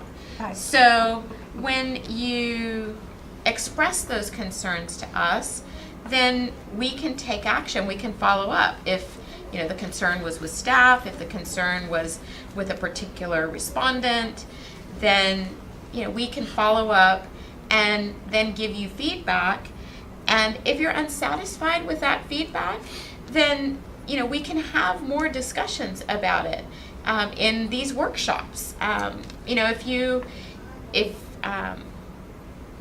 talk to, you know, the board chair or another board member and you say, well, you know, I participated, you know, and I was really concerned about this, you know, well, if after talking to two of you, you know, you have a similar concern, I mean, we're happy to go through and discuss that and, you know, have more conversations about those issues in a forum that allows for it, whether that be a private forum where the board wants to talk in executive session about that and get legal advice about those particular concerns, or if the board just, you know, wants to have a workshop like this and have a discussion about that topic.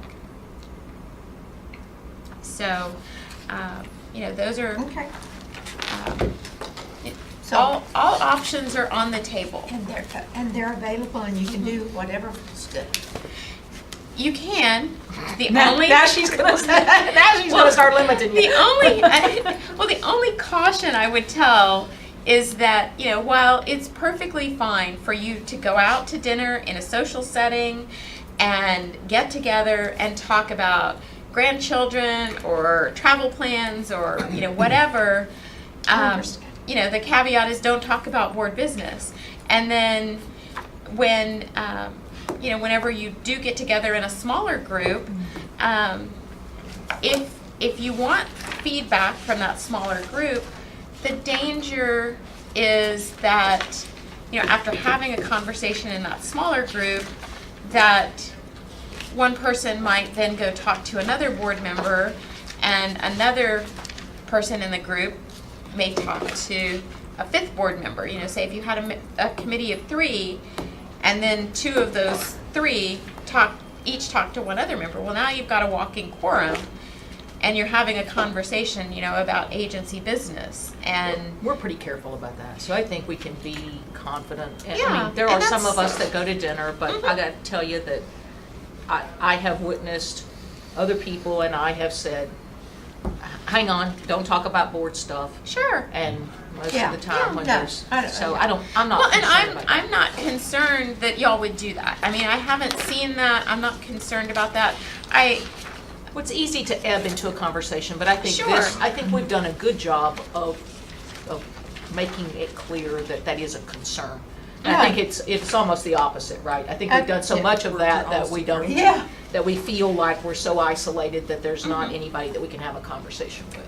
Right. And it's not, I'm not trying to make you feel I'm like just you're on trying an to island. get the right procedure. Right. And No, to, yeah, you 'cause we know, wanna do it right. Right. Yeah, we want that. I mean, I just don't want to see you mentioned on the front page of the Dallas Morning News, you know, or the Austin You Statesman. think it'd rise to that level? People listen Well- to me all Think the anybody time. really cares about us, Appraiser? Well, Only when they call us, Appraisers. only when they call us first at the Sunset Commission. Only time anybody's gonna care about us as appraisers, and any of us are gonna end up on the front page of a newspaper is when this real estate. It boom does like do what this. it's gonna do. Will get coverage on the front page. Yeah. okay. So budget process If and it budget does and ever. investment policies are on our agenda tomorrow, and we haven't really dug into them here today. Certainly want to afford you that opportunity, but Yeah. do you Y'all wanna do that? questions, or do you want to just deal with it tomorrow? Tomorrow. Okay. That's my inclination. I have a couple of questions and input, but I'm going to redo them tomorrow because I feel like they need to be in a public setting, and so I don't think they're going to be anything that will surprise you. I'll generally tell you, I'm going to ask you about the changes that were made as it relates to the difference between 3 months' worth of reserves and the percentage that's been inserted. Okay, And can we wait till, it actually comes up then on 18 and 19 to dig into? that's it? what yeah. Okay. I just don't want you to be thinking I'm surprising you. That's the only thing I'm going to No, that's great. We want input, so Yeah. we don't necessarily have to pass anything regarding these 2 issues then tomorrow either, right? or do we want to, or is that going to be the objective then to? Well, I think that'll be the board's prerogative when we get through it and the questions are raised, and I think it depends on how many questions are raised. I think one of the reasons it got brought to the forefront is sunset, and Right. so to the degree that we're comfortable, I think it would be cool to be able to say we've made a change, but if we're not comfortable, we certainly don't want to rush it. Because as y'all can see, there's been a lot of changes. It's all in red. So, and we really struggled, or it was a lot of heavy lifting. So, but by all means, I don't want to. Yeah, let's discuss it tomorrow and Yeah. make change, whatever Right. changes y'all want. Well, and part of this was to address the concern that we have more direct guidance that the board is giving to staff when developing the budget. So, not to steal any thunder, No, go for it. but 3 to 4 months, people really didn't understand, well, what is 3 to 4 months of our operating expenses? And 30 to 40% of the current budget's estimated operating expenses, you can tie that to a specific number to calculate that percentage. So that was the idea there. And then to create a timeline, which I think was included in the supplemental materials that Dion sent out today. If you send them out Because- today, will you hit print? Because I'm in a hotel room and I haven't gotten all Oh, the way. I don't have, here it is. It's on page 16, the timeline. Because this is something new, and it's basically just kind of a checklist of, how do we develop our budget and the timelines and, kind of what happens when. Okay. Um, I don't want to cut you off, but I Yeah. think we want to try and be efficient. Long-term facilities master plan is section 8. That's really I'm sure you've taken a look at it, but it's an opportunity for the board to kind of, if you didn't dig into or didn't have the benefit of a bunch of the sunset preparation material, that's really what that is about. I would encourage you to both read it because of sunset and because it is on the forefront, it does give you a timeline and a guideline. And you heard a bunch of conversation about it in the joint meeting. And you heard a lot of questioning occurring at the commission level about it. So a lot of this was assembled in response to that. And in case you're ever questioned, it might be one of those pieces of resource material that you pull out and set aside and keep for future reference because it lays out the guidelines. The one thing I would call to your attention is I think we have a decision that's been made about the future of that building fund. And if you're not clear in your mind about what the expectation is in terms of setting aside dollars and those kinds of things, you may want to be familiar with it because it wouldn't surprise me if any one of you got a telephone call from your elected official asking you about what you did in the past as it relates to action you've taken as a board member on votes on setting aside money and what the current position is. Because as I understand it, the current position is no more dollars into that fund until we've received permission from the legislature to advance that. Yes, that's my understanding as well. Just in case you're asked, again, we get so much that, sometimes. Was it an item of much discussion at the sunset meeting? Yeah, it was very much made clear that they felt like we were taking dollars and purposely socking them away to build a building rather than taking At the care expense of. At the expense of customer service. Okay, was that the end of the story? I mean, leaving the money there, if they believe that, then did they stop it? It's okay, just don't put more in there? No, actually, I thought we got a broader sense of, and again, everybody probably comes away with their own sense, so go back and watch it. I thought we came away both in the public meeting and even more so in at least what the chair's position was. He did not say, I think it was the craziest thing you've ever thought of to set money aside for a building. He said you may very well need one and there may very well be good justification for such. However, get within the confines of what we're used to operating in, meaning get with the Facilities Commission, and so some of this history tells you that that's what we in fact had been doing. And don't do so. you probably, if you watched it, I thought he gave a very good visual, and that was the fixed bayonets visual, where he said it's very hard. What he described that I took away from it was, I'm expecting you to be aiming at a target that's 300 yards away. And instead, you've already fixed bayonets and you're dealing with things at a level, and you cannot be visionary when you're doing that. I specifically asked Doug this question at our meeting 2 weeks ago, and he answered it very well, I thought. And what I got out of it, in addition to everything else that's been said, was that they're wanting us to maximize the building. That's kind of what I got it. You know, there's still several more floors that they're wanting to see built, and we're not going to be able to occupy, but I can't remember. Do you remember what it was? It's like 4, but they're wanting us to build it out, you know, so we're maximizing all the space. Well, That's initially, accurate. That's Who's what I they? got. Initially, okay. It's another build- entity like the Sunset, but it's to not the build- Sunset. It's To build in the Capitol complex, you have to go through the Facilities Commission, and you have to go through, I forget the exact, the Partnership Advisory Commission, which is members of leadership in the governor's office, the lieutenant governor, and the speaker's office, to get approval to build anything in the Capitol complex. And so they have this big Capitol complex master plan. That's why you see all the construction going on. We have no parking anymore, hardly. And when we began these discussions and we talked to the Facilities Commission, we were working with that Partnership Advisory Commission, and we were having all of those conversations. And then in 2017, we actually had a provision in our statute that would have gone into the SDSI chapter for the commission and the board, 1105, that would have specifically authorized the purchase and the ground lease of Lot 19 over here behind the Bob Bullock Museum, which is the tract we were looking at, because there are some construction restrictions on that specific tract. And at the last minute of the legislative session, I mean, literally like the 11th hour, you know, almost right before sine die, which is the last day of session, the governor's office called and was like, you know, I'm not aware of this. The representative that sits on this Partnership Advisory Commission said, you know, nobody's had any talks with me, and, you know, so I'm pulling this from, you know, we can deal with this later.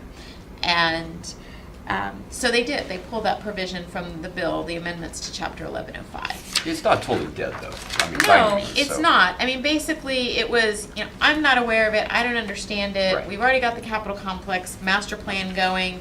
We're going to begin construction on that. And so I just need more time to get my arms around it. And then right after that, well, I say like 6 or 9 months after that, the Facilities Commission had the issues where basically they walked in one day and they fired all of their staff, and so we've been kind of hanging on, waiting for them to hire an executive director, to hire an executive staff, and you know, so we can resume the conversations. To Clayton's point, during that time frame, basically that Partnership Advisory Commission had determined that the Capitol Complex development needed to be developed to its maximum potential, every site. And so what that meant for Lot 19 was, instead of the 2-story building that we had originally planned, they wanted a 4-story building. Okay. So it, you know, So we're kind of back to the drawing board, so So, to speak. getting back to SDSI, being an SDSI means we pay rent in this building to TFC. Correct. So the concept is, we go pay for the building, Mm-hmm. build it to 4 stories, occupy 25,000 square feet, and then find 2 other agencies that will pay us rent to be in our building. And I think that's where we are. And that, you know, you just have to do the numbers to see if that makes economic sense, to see if you can save on the 400,000 and amortize your building and still come out ahead. that's just a real estate issue. Sure. It's just real estate It's 101. getting the permission to build the Right. building is back where we are. Right. But my concern was, we've set aside quite a bit of money to do it, that's just sitting there. And so, I How guess long? what you're saying is, don't put any more money till we solve these other problems. And we Right. But discussed they that. didn't say, go get some of that money out of there No. and solve some of these problems. Not What they yet, said is basically. quit diverting that extra money and figure out how to solve these problems that are everyday present. Well, the question they asked was, how are you going to solve these problems? Well, yeah, you gotta figure out how to. And, you know, we've addressed some of that on the commission side. Instead of putting money towards the building, they put it towards technology. That will benefit the board because all of those technology improvements will eventually be rolled out to all license holders, not just real estate license holders. And some of those you'll hear about tomorrow in the board meeting when Tony gives his report. And then the board opted not to contribute money to the building, but to put that money towards operations and, you know, whatever those needs are. If it's to hire more contractors to help eliminate the backlog of audits that we have right now, then that money is available to do that. You know, but maybe there's another issue that the board members want staff to tackle. We can, get into that tomorrow if we want, but we did direct, the three of us on the committee, we directed staff not to touch that money that's there right now. I mean, so we addressed it thoroughly and, anyway, but yeah, let's continue. So from a budget standpoint, there's no full board decision about leaving it not touched yet. There is a full board decision about not allocating any additional reserves until you receive the statutory authority to build the building. So my advice to you, if you wanted to, as I've mentioned, if you want to keep this timeline so that you can understand it and you throw that over somewhere in your things you keep, because I don't know if anybody stacks up these notebooks to the ceiling, but if you don't keep a full set of notes, this would be a good set of notes to keep. I might recommend that we think about, even at a staff level, adding the statutory authority on the bottom of that timeline, because that's the one thing that's missing about it right now. It kind of walks you all the way through the why we put dollars aside and how many dollars we put aside, and it walks you all the way through May of 2018 when the appointments were made from our various boards and commission. But it stops short of the August the 17th decision about the future allocations, and then you'd have It's there, almost a complete time. and page 24. Okay, well, my apologies. It Wait a goes minute. through No, it's, so November. what I have is this, right? 2-page document that's the milestones that starts in the beginning. We have a, If you look on page 24, I'm not saying it's not in the Yeah. materials we've been provided. I'm saying it's not summarized milestone. into this milestone document. And that if you don't want to keep both, but maybe you just want to keep both. Maybe that would be the easy way to solve it. What? well, I The whole mean, thing. the timeline goes a couple of pages. Now, the one thing that I will point out, the board has made a decision with respect to keeping that money in the fund. And that's part of the MOU. If you look at page 7 of 27, It says that we will equally contribute.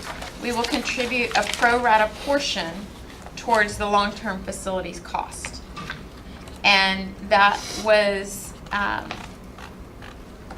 added to the MOU because the board at the time wanted to remain a partner and didn't want to be in a position where it was going to be paying rent to the real estate commission.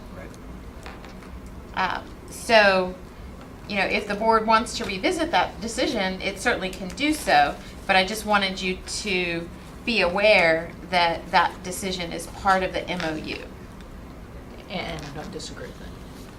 I'm just saying, you're going to have to change more than one document if you decide that you want to do something else with the money. But you do, I don't, well, my interpretation is future boards are not absolutely obligated to the decisions that we have made. They are obligated to be aware of the decisions that have been made in the past. But if Right. customer service continues to be a concern, and the only place to gather Priority. money is from that location, you may, or the future board may or may not decide that they need to continue that process. I don't have an opinion, and I'm not trying to express one here today. I'm just saying that you have to look at all angles when that time comes. Exactly. So are there other questions about the long-term facilities master plan right now in workshop session? And I do think that's one of those documents that needs to be in a future training manual if that long-term facility, you know, and the one thing that I would add is this comment that I've just made, that those funds are there and they are dedicated, and the goal of this board has been to continue to be in a position to be our pro rata share partner in some future building. But if we find ourselves not being able to turn licenses around in time or do experience audits in time, then that future board will have to make a decision about that as well. Or either that or other revenue sources. Because as has been pointed out, I wholly agree that digging into that fund is not going to solve a long-term problem for this board. It would solve a short-term problem, but it will not fix what I forecast as a long-term problem as it relates to being able to continue employment levels that we need them to meet customer service needs. So potential future workshop items, I'd rather leave until after we've done executive session in case there's something that comes from that. All that being said, the time is now 4:21, and the board, through the authority, through the need to ask, hang on just a second, I'll get it. Executive session to discuss pending litigation or receive advice of legal counsel pursuant to Government Code 5501 will now consider itself in executive session. All right, You want to take a break for a second? just 1 minute. Okay. And then we're gonna do it right here, right? So Yes. recordings are off. Time is 5:27, and the Texas Appraiser Licensing and Certification Board is reassembled back for its workshop, coming from executive session. There is no action to be taken from executive session, correct? Nobody has anything? Agenda item number 9 is to request potential future workshop agenda items. Are there any requests? Okay. Number 10 is discussion and possible action to schedule future workshop dates. Is there any requests? Maybe after the reappointments in January. So consideration of, maybe, consideration of future training regarding at least incoming membership and maybe others. And I guess let me go back up because I didn't speak up. The potential future workshop items, I'm not sure it's actually a workshop item, but may better be something that I bring up again tomorrow. But on the budget committee, Clayton, one of the things that I'd like us to consider, and one of the things that came out of Sunset, is the ability to budget one more meeting a year. So we currently have 4 quarterly meetings and this workshop meeting, so it's actually 5. Budget for, not necessarily create a meeting. But there have been times in the past where the budget was tight, and when a conversation about needing to call an extra meeting came up, there were budgetary concerns. And I'd like to, if it's not, does anybody, well, we don't need to express it right now, but consider that. I'd like the board to consider whether we want to budget one more. Budget, meaning financially? Yes, 'Cause, budget meaning stick it in the budget for financial. I mean, it's nothing for us to do a teleconference call. If there is a need for a face-to-face meeting, Okay. okay? I'd like there to be consideration of that. To Again, appear in the budget. yes. Okay. And again, I'm not saying do it, I'm saying let's talk about it. Okay. Well, and to that end, one question you might consider is, we have one-day meetings, except for November, when we usually offer some sort of workshop on either a training issue or just other updates and policy concerns that we don't have time to really dig into in a regular meeting. Most of the agencies, well, not most, several agencies, they have 2 or 3 day meetings. I'm not necessarily advocating for 2 or 3 day meetings, but it's something you might want to consider, instead of, adding an extra meeting in there, adding My extra thought is I days. just want the dollars, because I'm not Sure. sure it's the whole board that would need to assemble, but maybe it's a committee that needs to come in. Of Or course. maybe it's a, just so that I don't want the board's budget for, and it hasn't been an issue in the last 2 or 3 years, but I don't want the board's budget to be so tight that if for some reason there's something that comes up that we need to assemble, that's the limiting factor. So this will be something, an action item then for tomorrow? No. It'll be No? something that just comes up to a committee. I wouldn't It need does. to bring it up at the board meeting, say, hey, let's, No, but certainly, I don't we can mind talk doing about that. it in the budget process. I don't mind doing, and I'll bring it but up. if you wanna, if you wanna run with it, I'll. I just wanted to put that Certainly. idea out there. That was one of the Yeah, things that I that's noticed. fine with me. Okay. I think it's great. What else, guys?